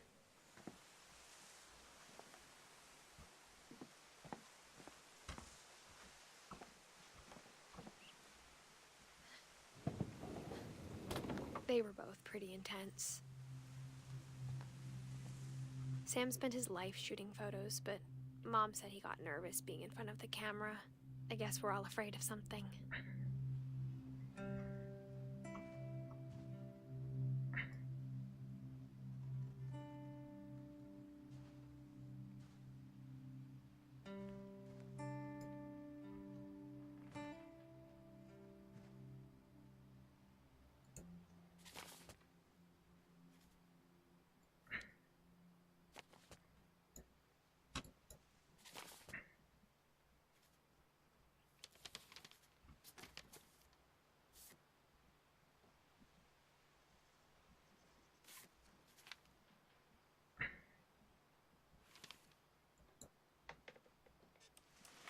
Dawn, I promise, you'll never forget this weekend. Yes, sir. These memories are gonna last a lifetime. Hmm? Am I gonna have to shoot anything? It's a hunting trip, Dawn. Shooting is strongly encouraged. Perfect. God damn it, It's you gonna rain guys. the whole weekend, isn't it? Please just take the damn picture. Hey, language. Did you want to get a picture of me or what?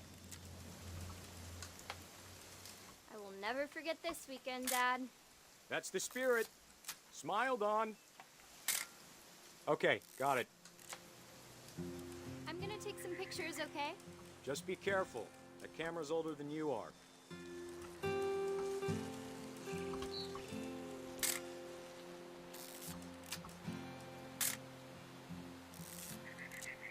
You're right, Dad. It's starting to clear up. Still freezing, though.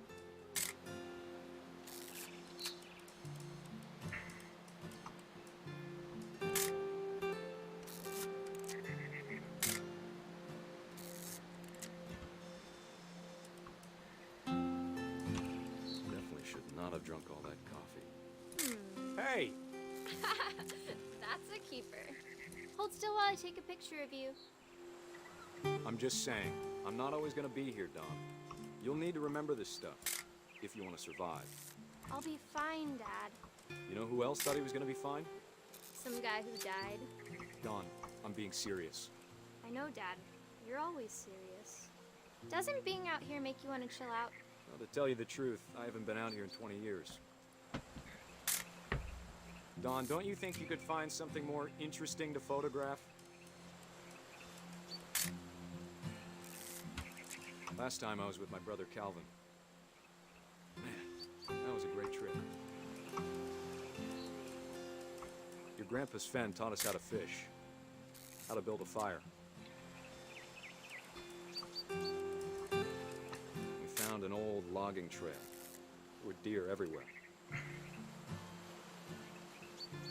I bet if I could remember where that trail was, we'd spot a buck for you in no time. Give me a minute to check the map. You don't need to waste any more film on me, kiddo.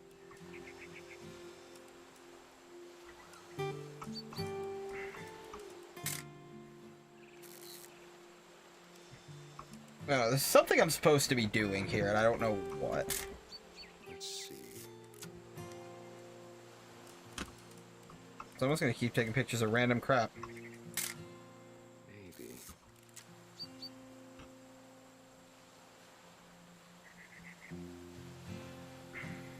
Or was it?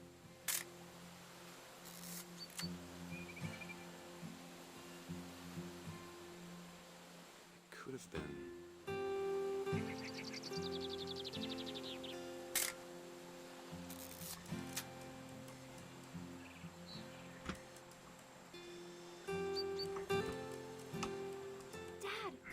Good eyes, Dawn. That's what you're supposed to find. Before you take the shot, let me get a picture of you.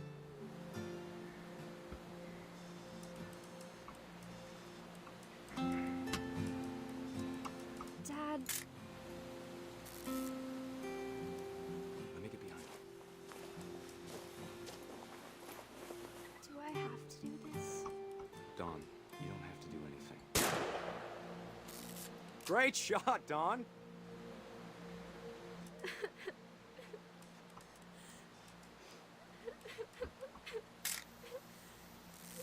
I'm proud of you, Dawn. Always remember that, okay?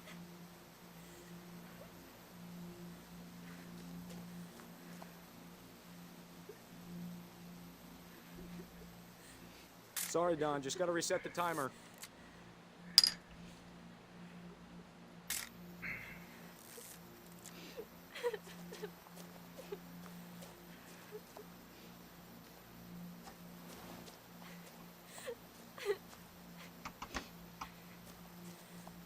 Dad, it's twitching. I think That's it's totally sick. normal, Dawn. Just focus on the camera. Try not to think about. Dad!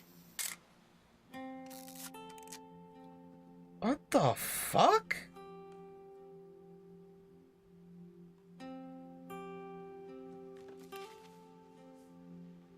Of all these stories, that's the one I wish most that my mom had told me. What the actual fuck?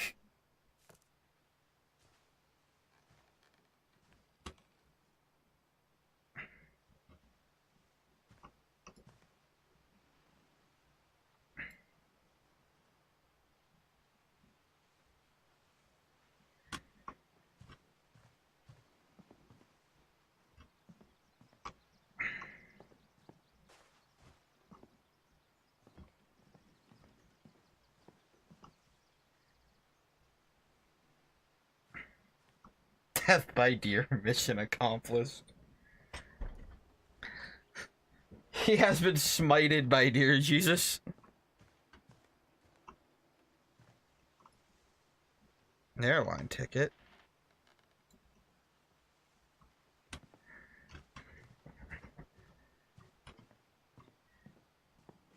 Instead of hiding from death, Sam seemed to go out of his way to meet it.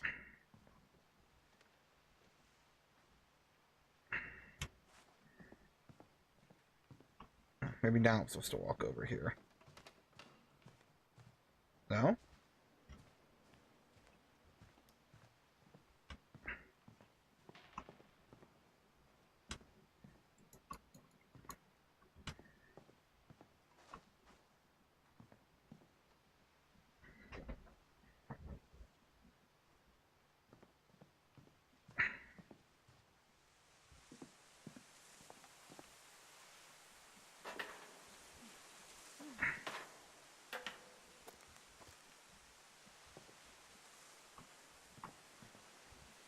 Oh, there's got to be something more in that room, because there should have been another.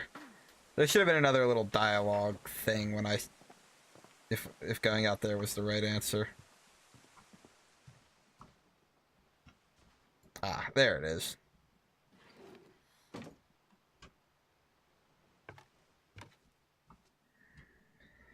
Yeah, this really, really is just Dumb Ways to Die, the Finch edition.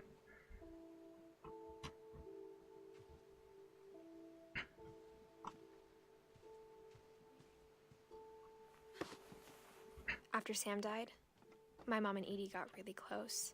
They'd both lost a lot.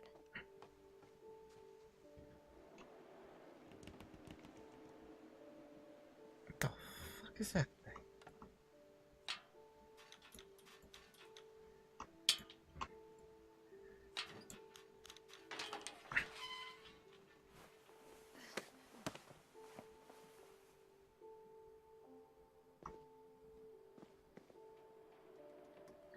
Alright, where the fuck we am?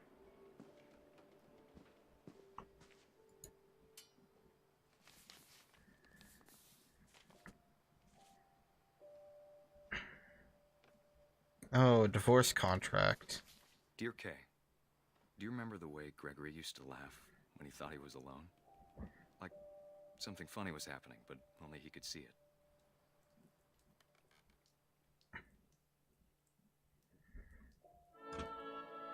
I think he saw things the rest of us don't.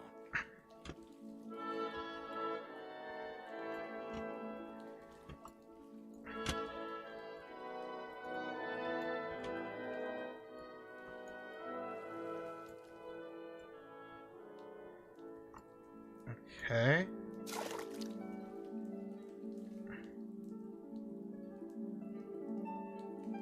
What the shit?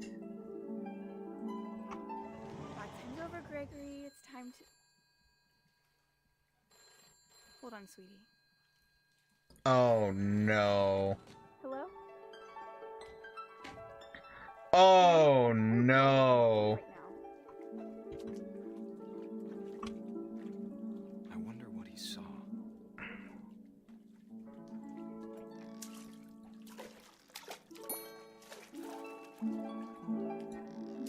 What his world was like.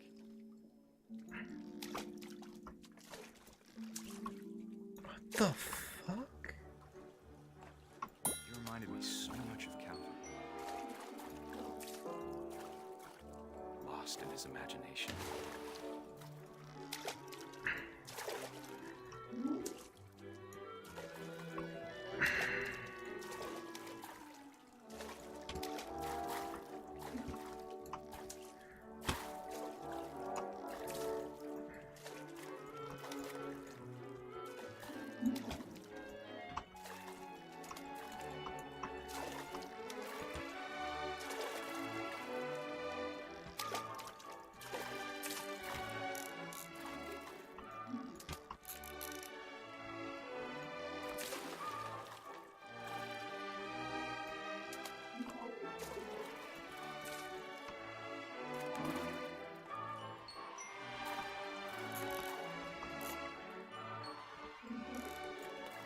I know how silly it sounds.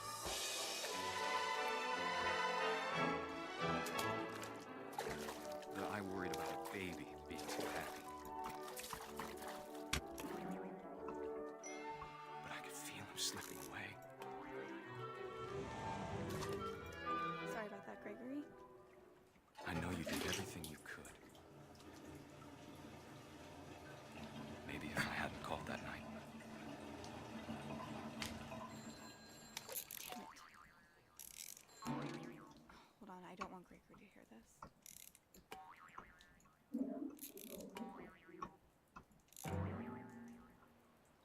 I wish he could have told us about the world he saw.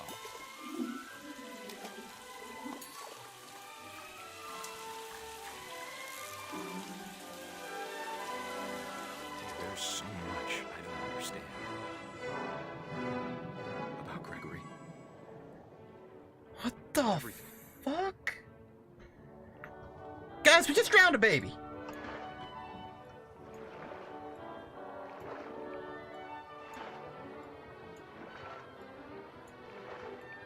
But I know what happened wasn't your fault.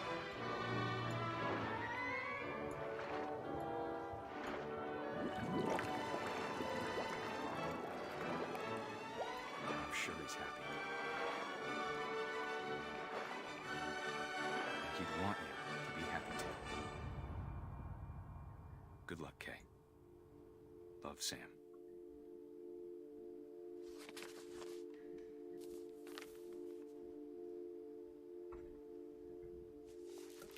I need a minute.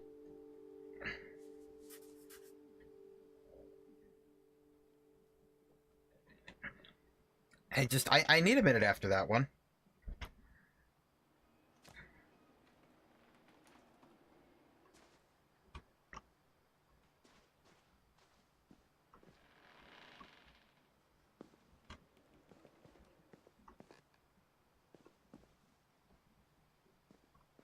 I can't imagine my mom ever writing poetry, and yet...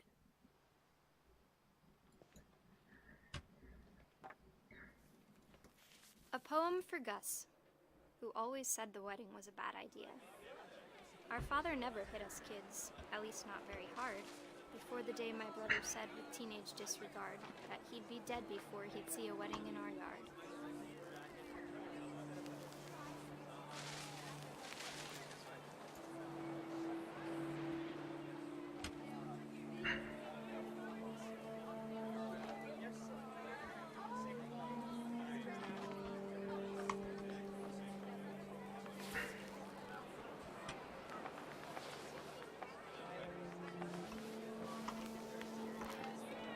Oh no.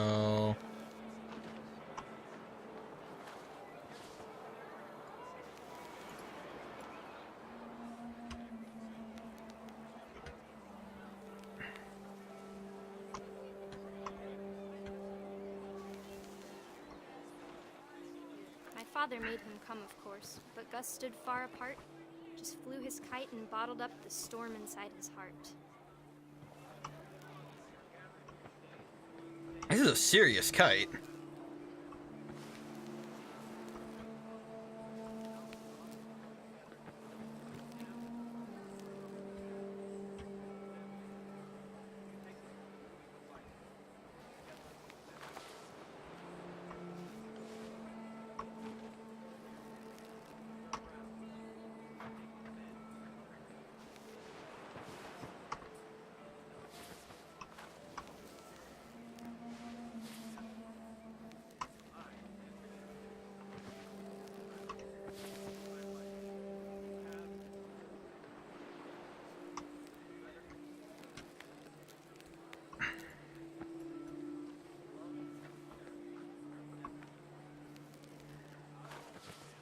Alright, Exposition Fairy, would you bring us the next line of the poem?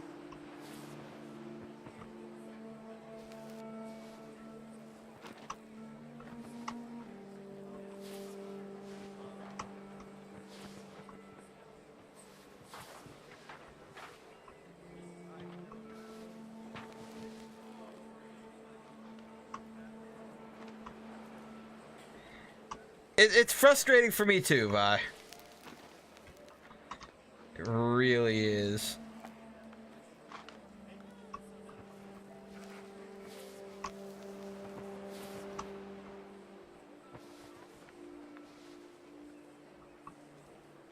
Like... I tried to talk him out of it, but though he'd never met her, we don't need a stepmom, were the words that I now remember. pronounce you husband and wife. You may kiss the bride.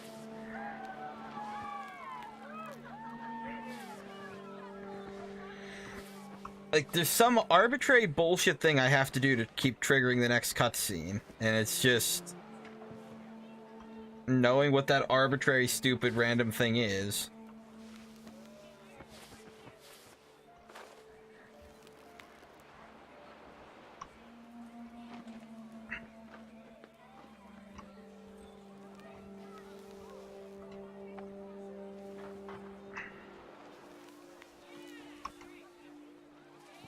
When the time for photos came, Dad ordered him to come here.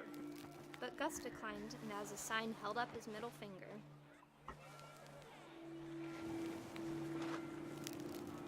The wind picked up, and panicked geese appeared and quickly went. But all the humans did that day was go inside the tent.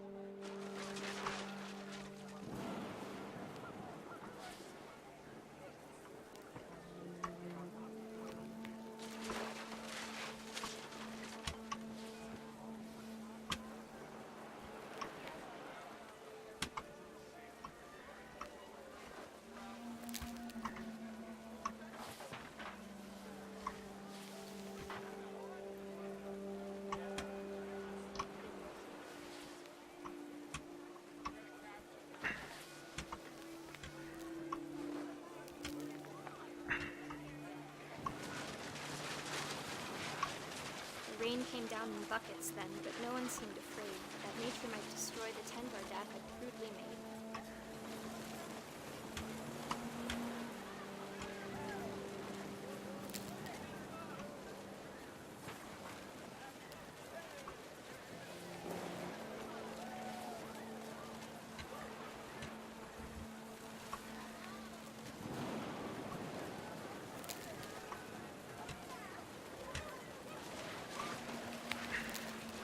Thunder sounded much too close and full of angry power. But all my father said to this was, "Make the music louder."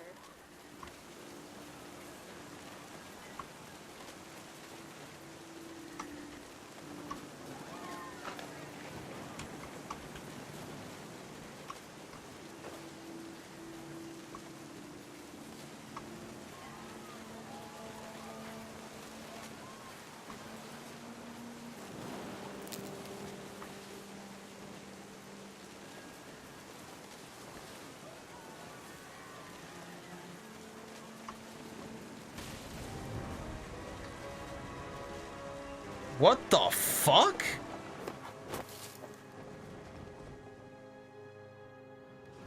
I wish that I I could truly say I thought about you on that day.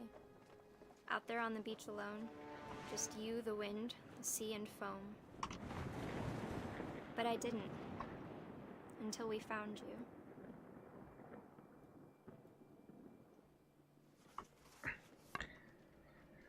Okay. That was different than I expected. She never talked about him, but Mom told me once if I was a boy, they were going to name me Gus.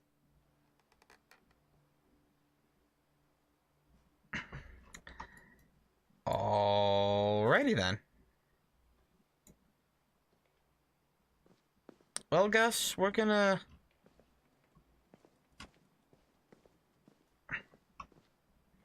It really is!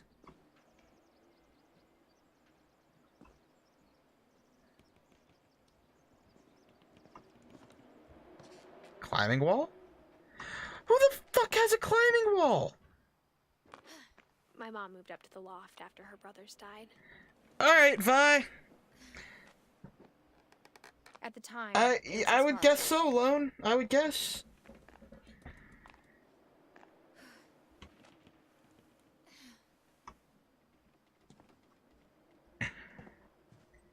Thanks for hanging out with us tonight, Vi.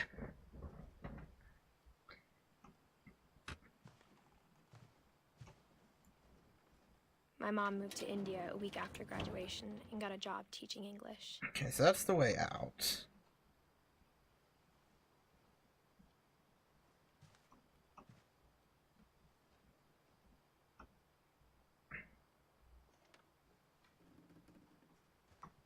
She spent a summer building houses in Calcutta, where she met my dad, Sanjay. Okay. Ah, there we go. Religion was another thing my mom never talked about, but I think it helped her a lot after her dad died.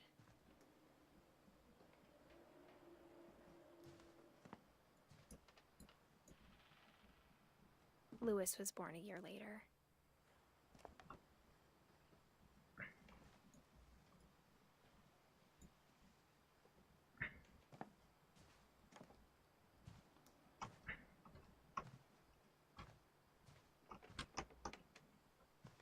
I guess we're supposed to go out.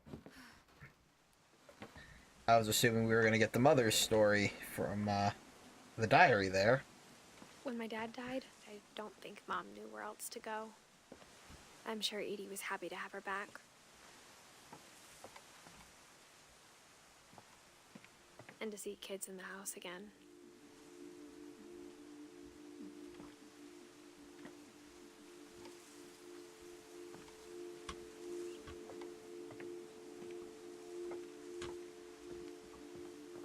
The house had to get a little bigger, but Edie was used to that.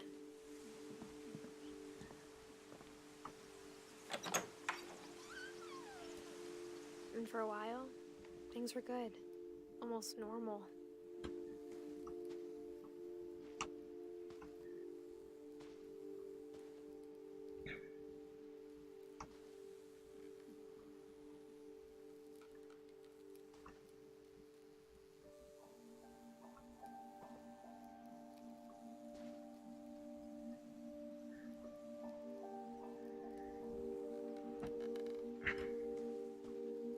But it didn't last.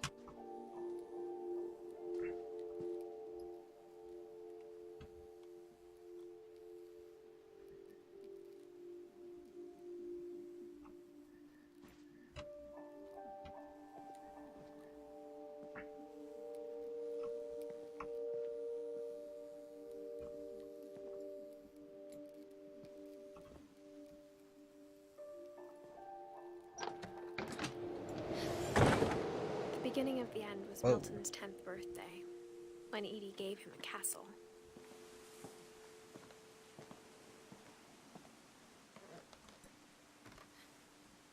After Milton disappeared, the only thing he left behind was a room full of paintings. What the fuck? Okay, I gotta say there's gotta be some way in.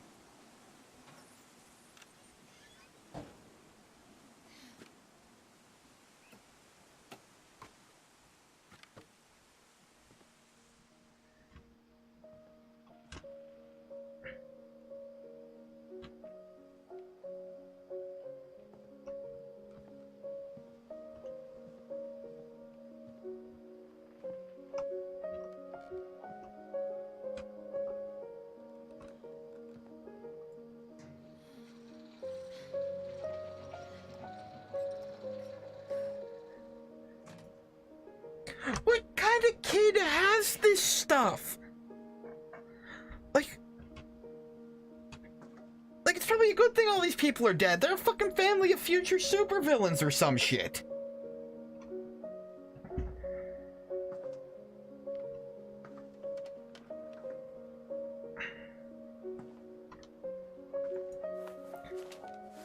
Milton Finch in The Magic Paintbrush.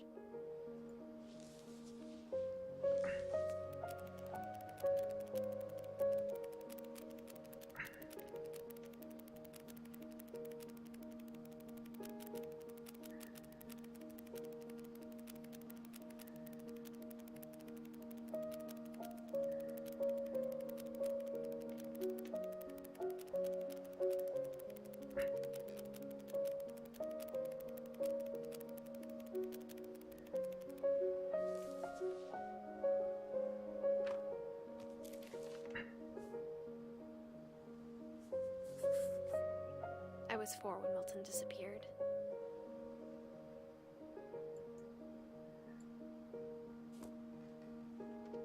Oh, we're not gonna just... That's all we get? That's all we get for Milton? Really? We don't get, like, his story or some shit? We don't get to see the world through his eyes like we have everybody else to find out what the hell happened to him?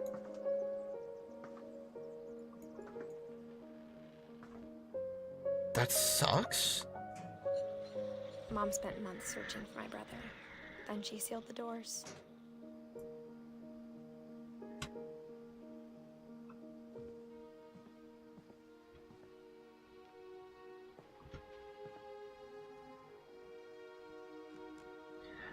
What is this game about? I have no idea.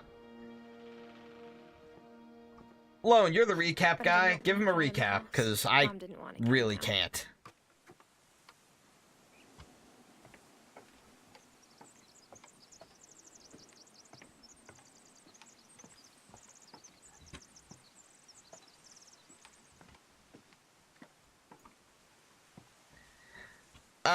Basically, this game is about this family and what happened to them. I wish I could give you more than that, but...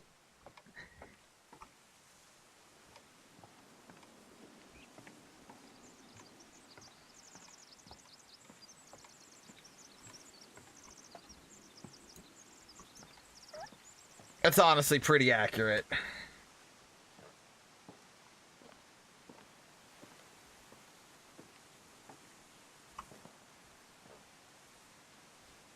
Mom definitely blamed Edie, but I think Lewis blamed himself. After he graduated, he just spent more and more time in his room, until Mom got him a job at the cannery. Everyone always told me to stay out of Lewis's room, except Lewis.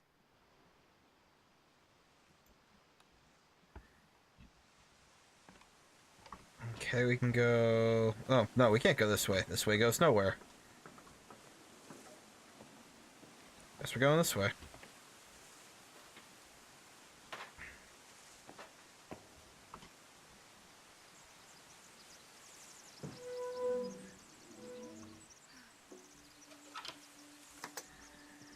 This a boat? What the fuck? Lewis's room smelled very, very familiar.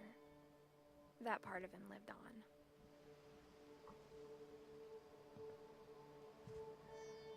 No, wait a minute. I thought they said the power was turned off to this place.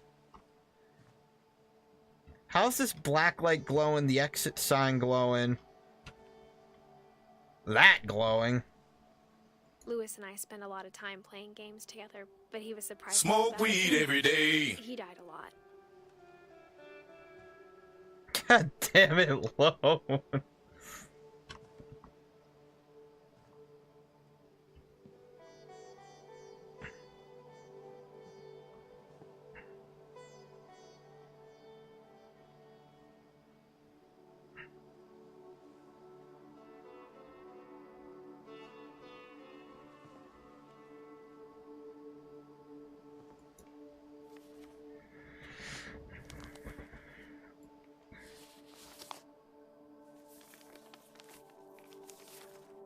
Dear Mrs. Finch, as Lewis's psychiatrist, I can understand your desire for an explanation. As I see it, the trouble began in January, shortly after we convinced your son to seek treatment for substance abuse. Newly sober, I believe Lewis first noticed the monotony of his daily life.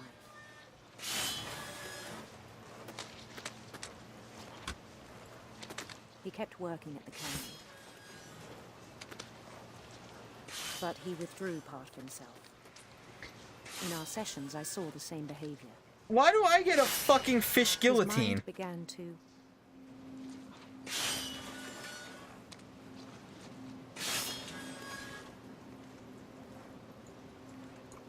wander.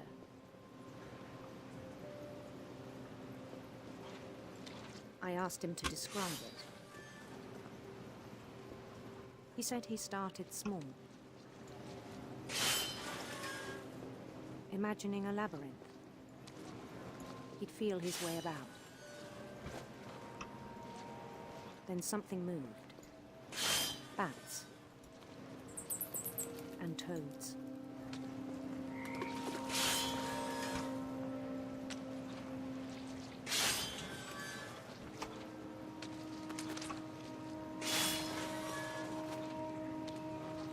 And things that have not names. He knew it was all in his head. But he took it very seriously. I had hoped he'd find himself.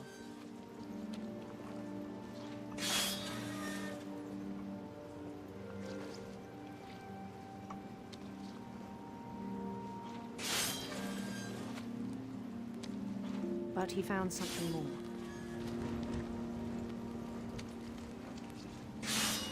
I worried about him then. Daydreaming at the cannery. I spoke with his boss. But he said Lewis had become a model employee. Methodical, tireless, focused.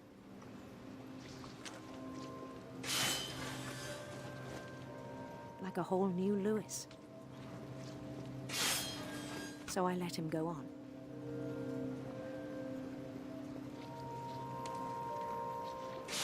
We're gonna chop off our damn arm with this thing, aren't we? It seemed very promising at first.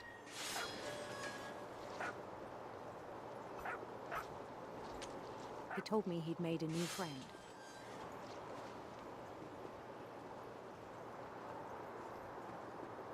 On the edge of a city he named Lewis Topin. He built the city up slowly, brick by brick. Then he made musicians.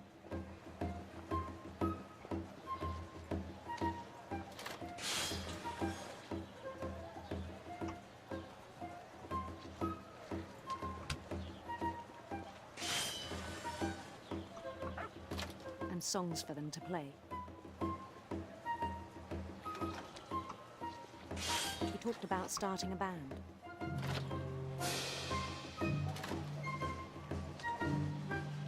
And he was always I don't know. I Every day his imagination grew stronger.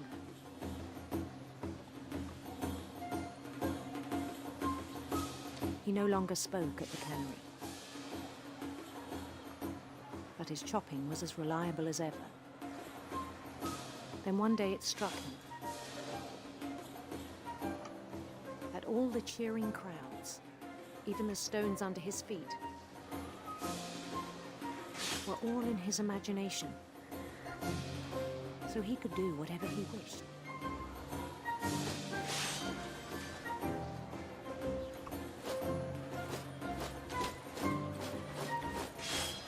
He held an election for mayor.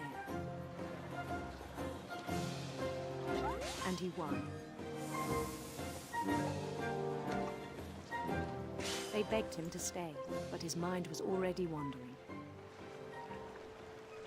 It became a game for him. The fuck? He'd conquer a city, then immediately push on.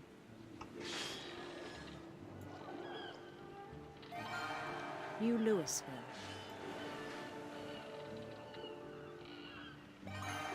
St. Louis. Boo! We started drifting away from our reality.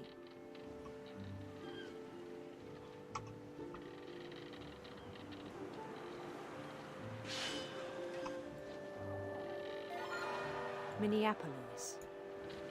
Until one day he forgot to go home from the cannery. Even as his mother pleaded with him, part of Louis kept sailing on.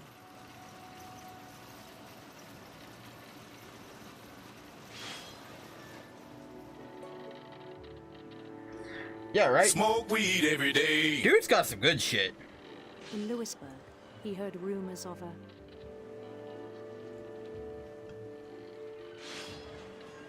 handsome queen.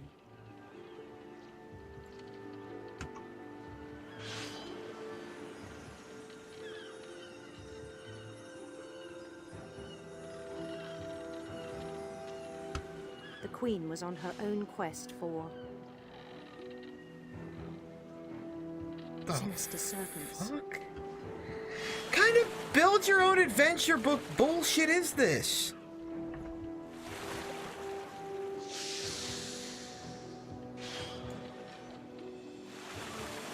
He followed the sound of her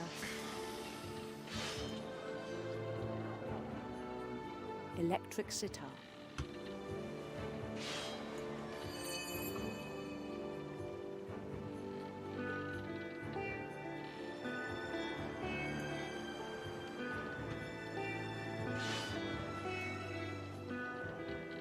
His chase led him to a golden palace east of the sun and west of the moon. Even then, his logic remained sound. He knew the world was all in his imagination.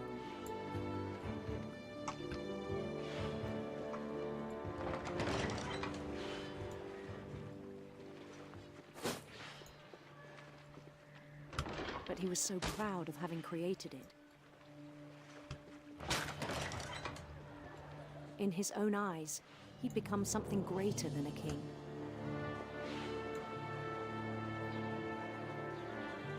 What is this? For someone who'd never known success in the real world, I think it was overwhelming. And then it struck him that the real Louis was not the one chopping salmon, but the one climbing the steps of a golden palace.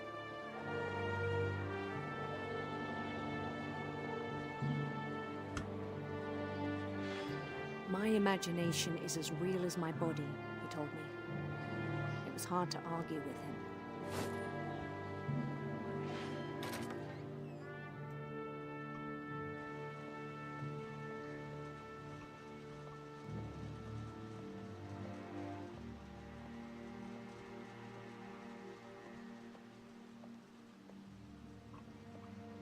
He began to forget the world we know.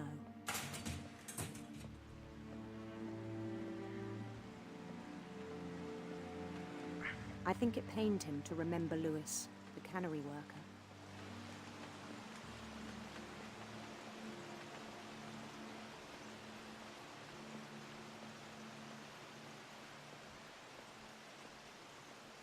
He began to despise the man with a royal contempt.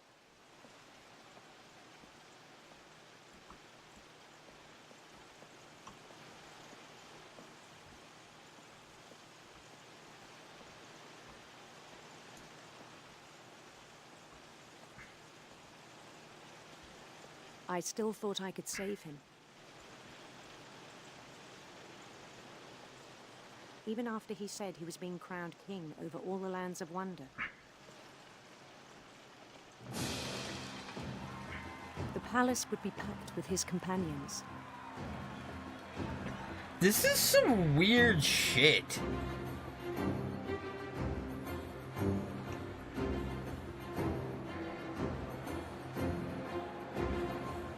Including the wise Calico who'd insisted on inviting him.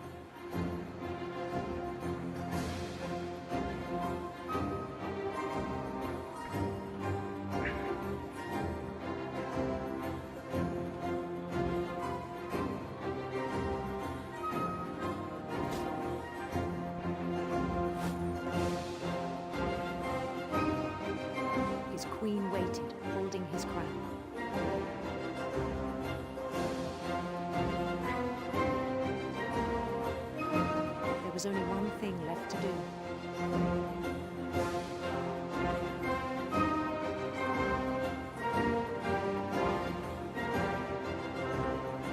Bend down his head. Oh no.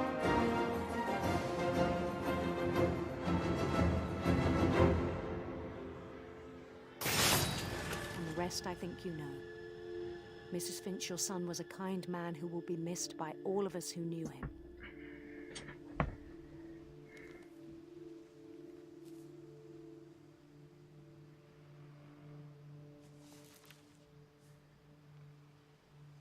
My brother was really cool. I wish you could have met him.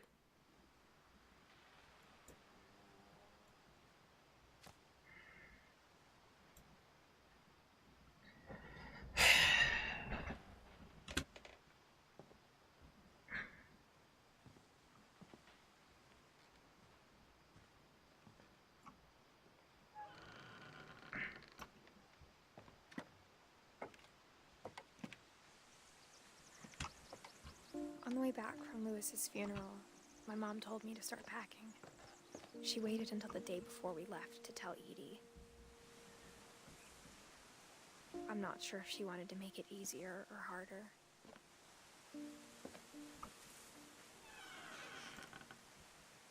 I wish we'd stayed. But I understand why we left.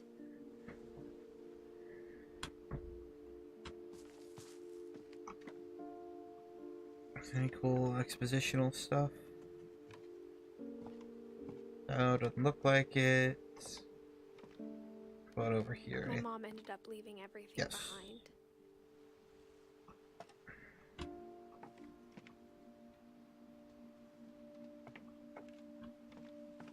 What happened that night had been coming for a long time. Maybe it should have come sooner.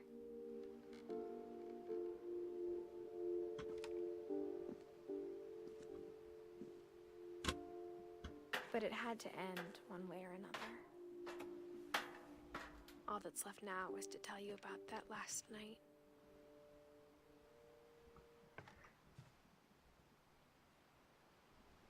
Norwegian folktales.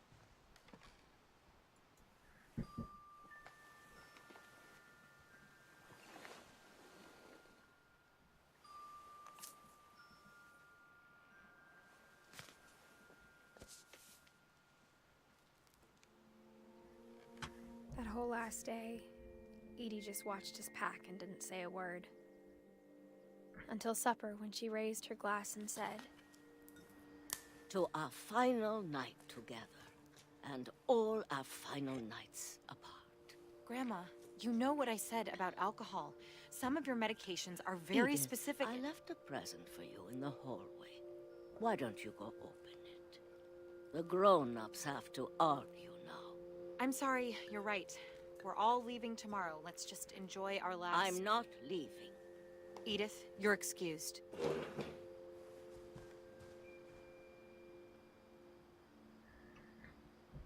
Okay. the power had been shut off that morning, but Edie always had plenty of candles. When my mom sealed the library, I don't think she knew about the other entrance. Or that Edie had a key to it.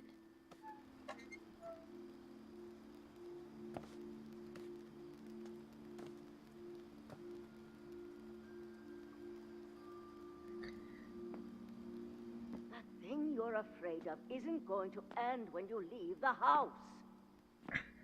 Edith has a right to know these stories. My children are dead because of your stories. I think it's best if Edith and I leave tonight.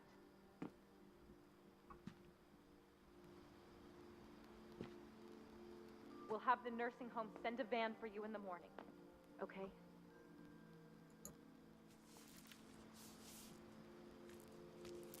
Dear Edith, there's so many stories I wish I could tell you, but there's only time for one. This is about what happened on the night you were born. That night, the tide went way, way out. Oh no. last time I ever saw the old house aground. There'd been an earthquake out in the middle of the ocean. They called it the lowest tide in 1,000 years. God, it smelled awful. You know, I've seen that house every day of my life. Don't tell me. But I never thought I'd go back to it. When the fog rolled in, I lost my way.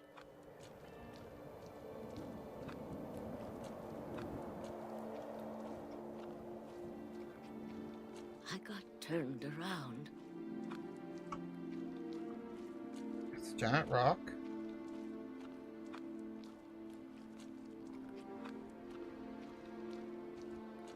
I started seeing things.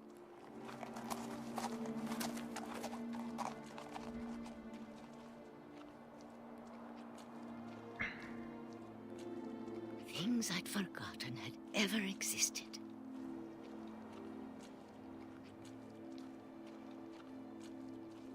But when I saw them, they felt like old friends. That night, a lot of things came back to me. Or maybe I came back to them.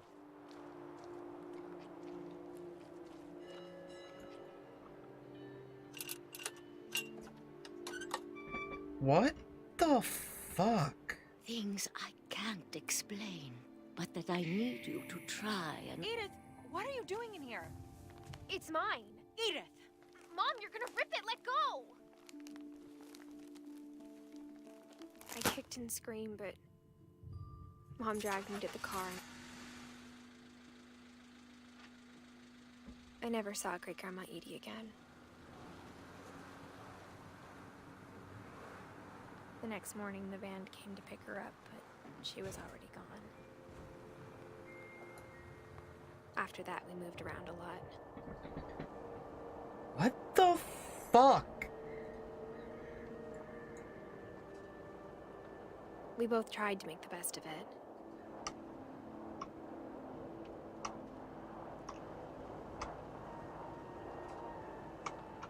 A few years went by.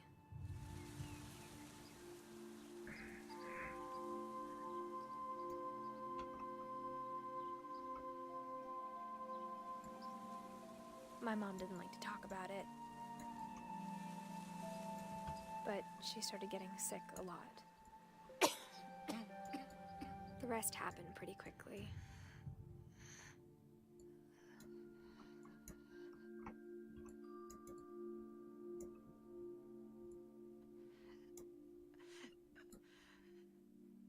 She got better for a while, and then she didn't. And then I was alone. The last Finch left alive.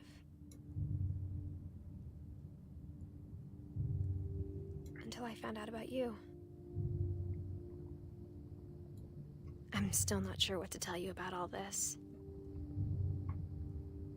If we lived forever, maybe we'd have time to understand things. But as it is, I think the best we can do is try to open our eyes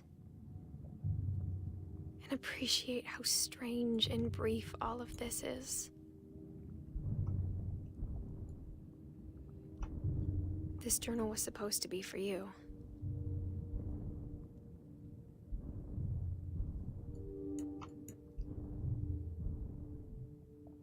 But now I hope you'll never see it. I just want to meet you and tell you all these stories myself. But I guess if you're reading this now, things didn't work out that way.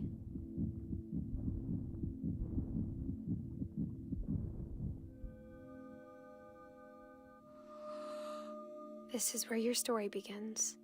I'm sorry I won't be there to see it. It's a lot to ask, but I don't want you to be sad that I'm gone.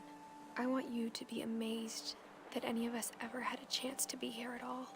Good luck.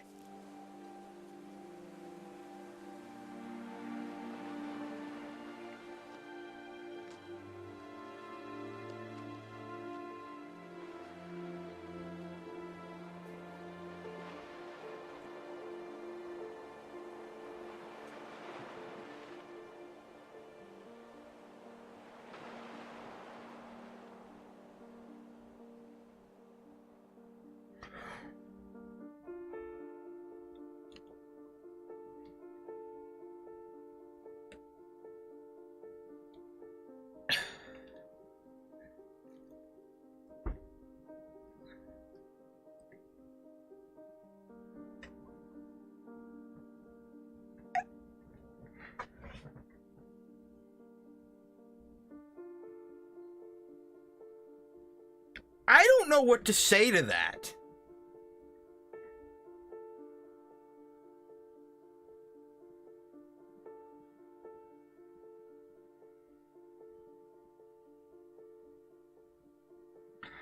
I legitimately am at a loss for what to say about what we just experienced.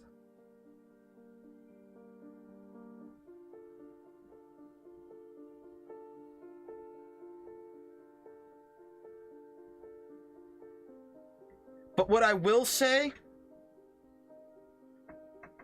is that was incredible. I don't know how you guys felt about it,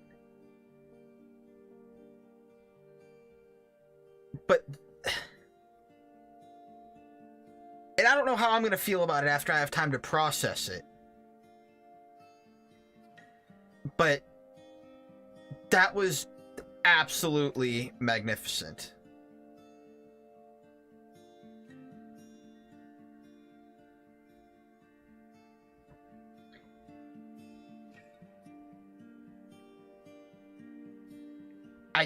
I don't...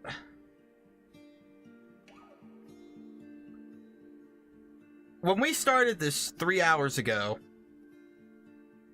this is not where I thought we would end up.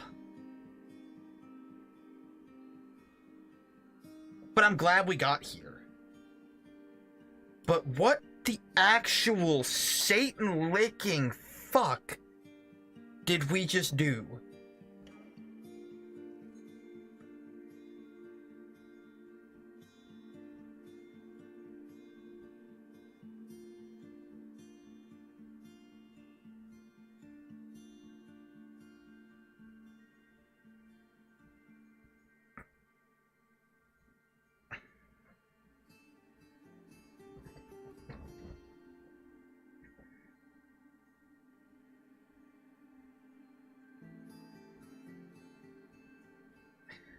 Honestly, Lone, this is one I'm going to export to YouTube because, this, A, I really enjoyed this, and B, this is one that I'm going to have to go back and watch again a few times to figure out what the fuck happened.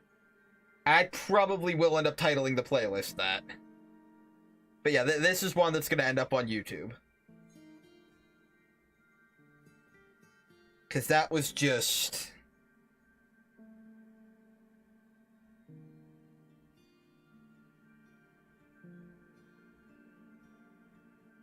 God fucking damn it. The first thing you say in an hour, and it's fucking that.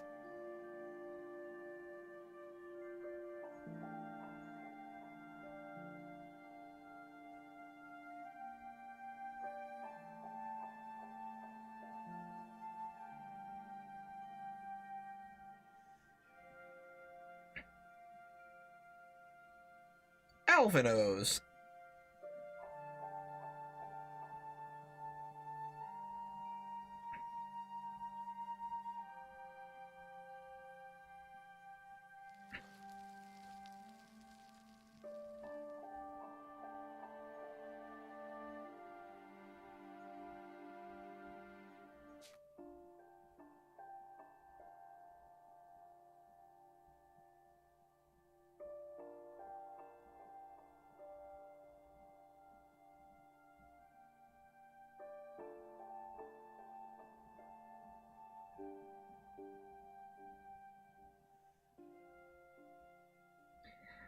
That honestly was incredible.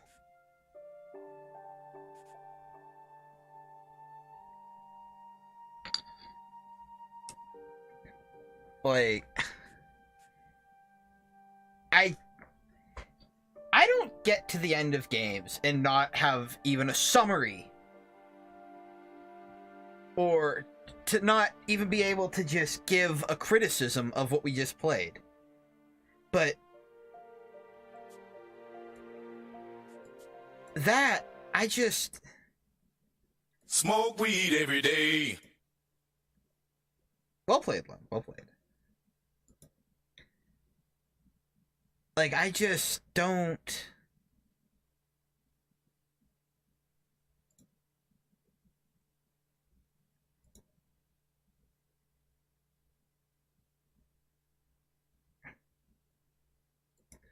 I just don't know. I don't know what to say, or...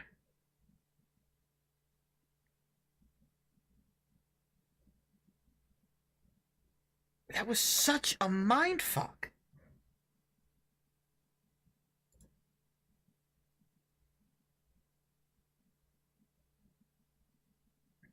What'd you guys think of it? Like, help me out here.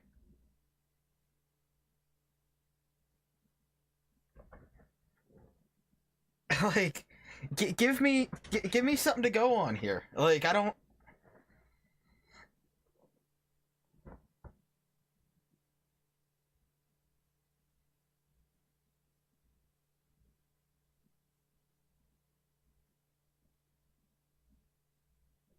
What the fuck? I'll have what you guys are having. God damn.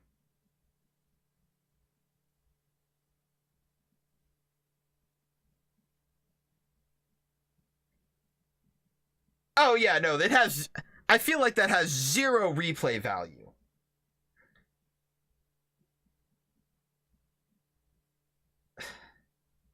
Alright, my brain's finally starting to work again. I think I can finally give a wrap-up. What Remains of Edith Finch is amazing. That's honestly one of the best, most...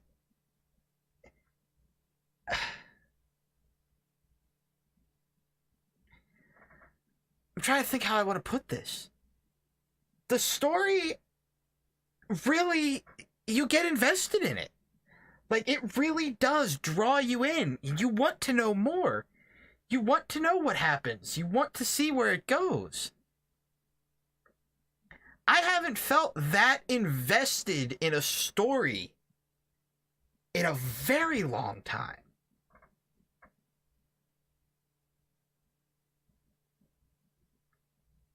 The ending...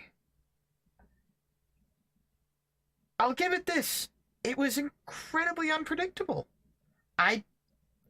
Some of it was very easy to see what was coming. But that was a twist. That was a twist that didn't make itself obvious until as it was happening, which... Yeah, no, don't marry into that family.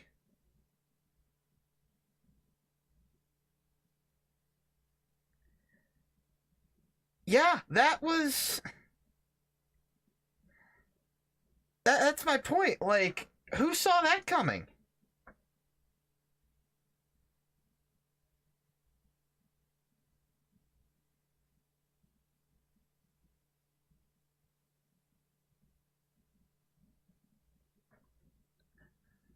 All in all, I'm going to give it a 9.5 out of 10. And honestly, the only reason I'm knocking off the half point is because the controls were jank as fuck. Like, if I had a hand cam set up so you guys could actually see, like, what my hand movements were doing in, like, shooter games or whatever, you would have been like, what the fuck? But the story alone, I'm going to give a 10 out of 10. That was one of the best story games, if not the best story game I've ever played.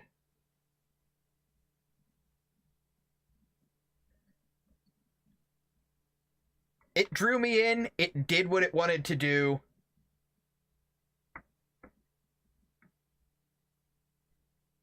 Edith Finch sequel. Why? God damn it, man.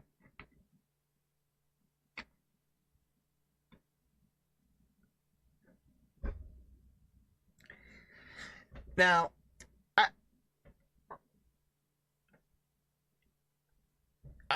I don't believe so, but let's take a look.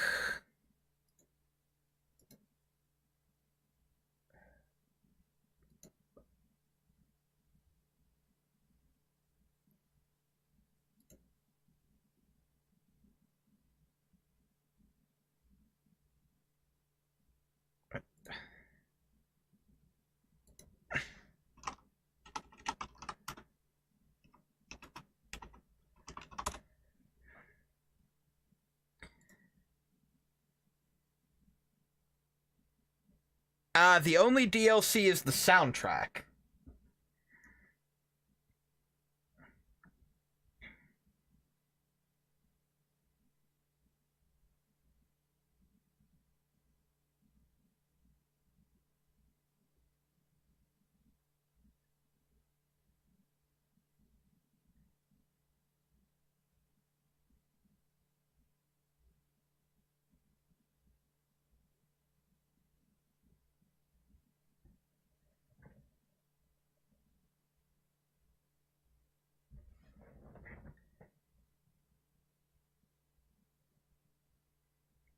So, I'm not gonna say that you should play this game, only because there's nothing left for you to take from it. But, wow, that was spectacular.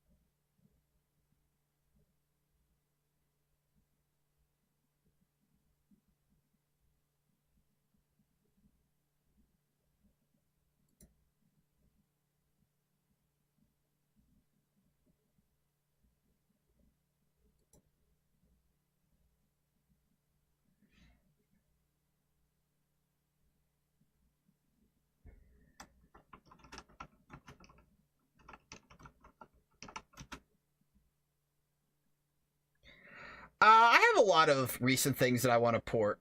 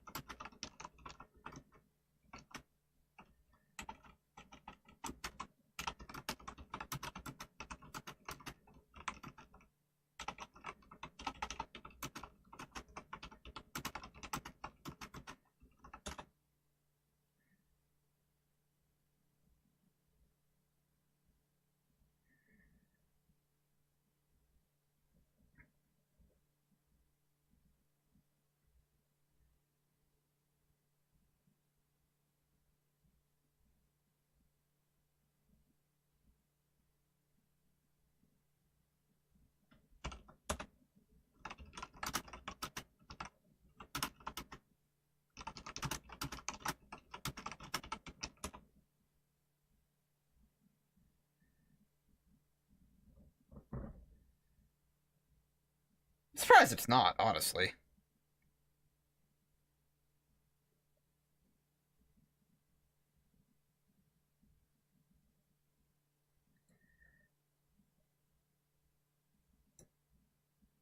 Alright.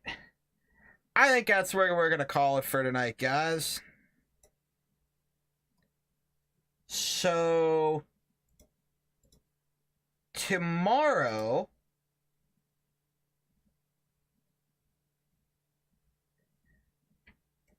Tomorrow night we're gonna do Resident Evil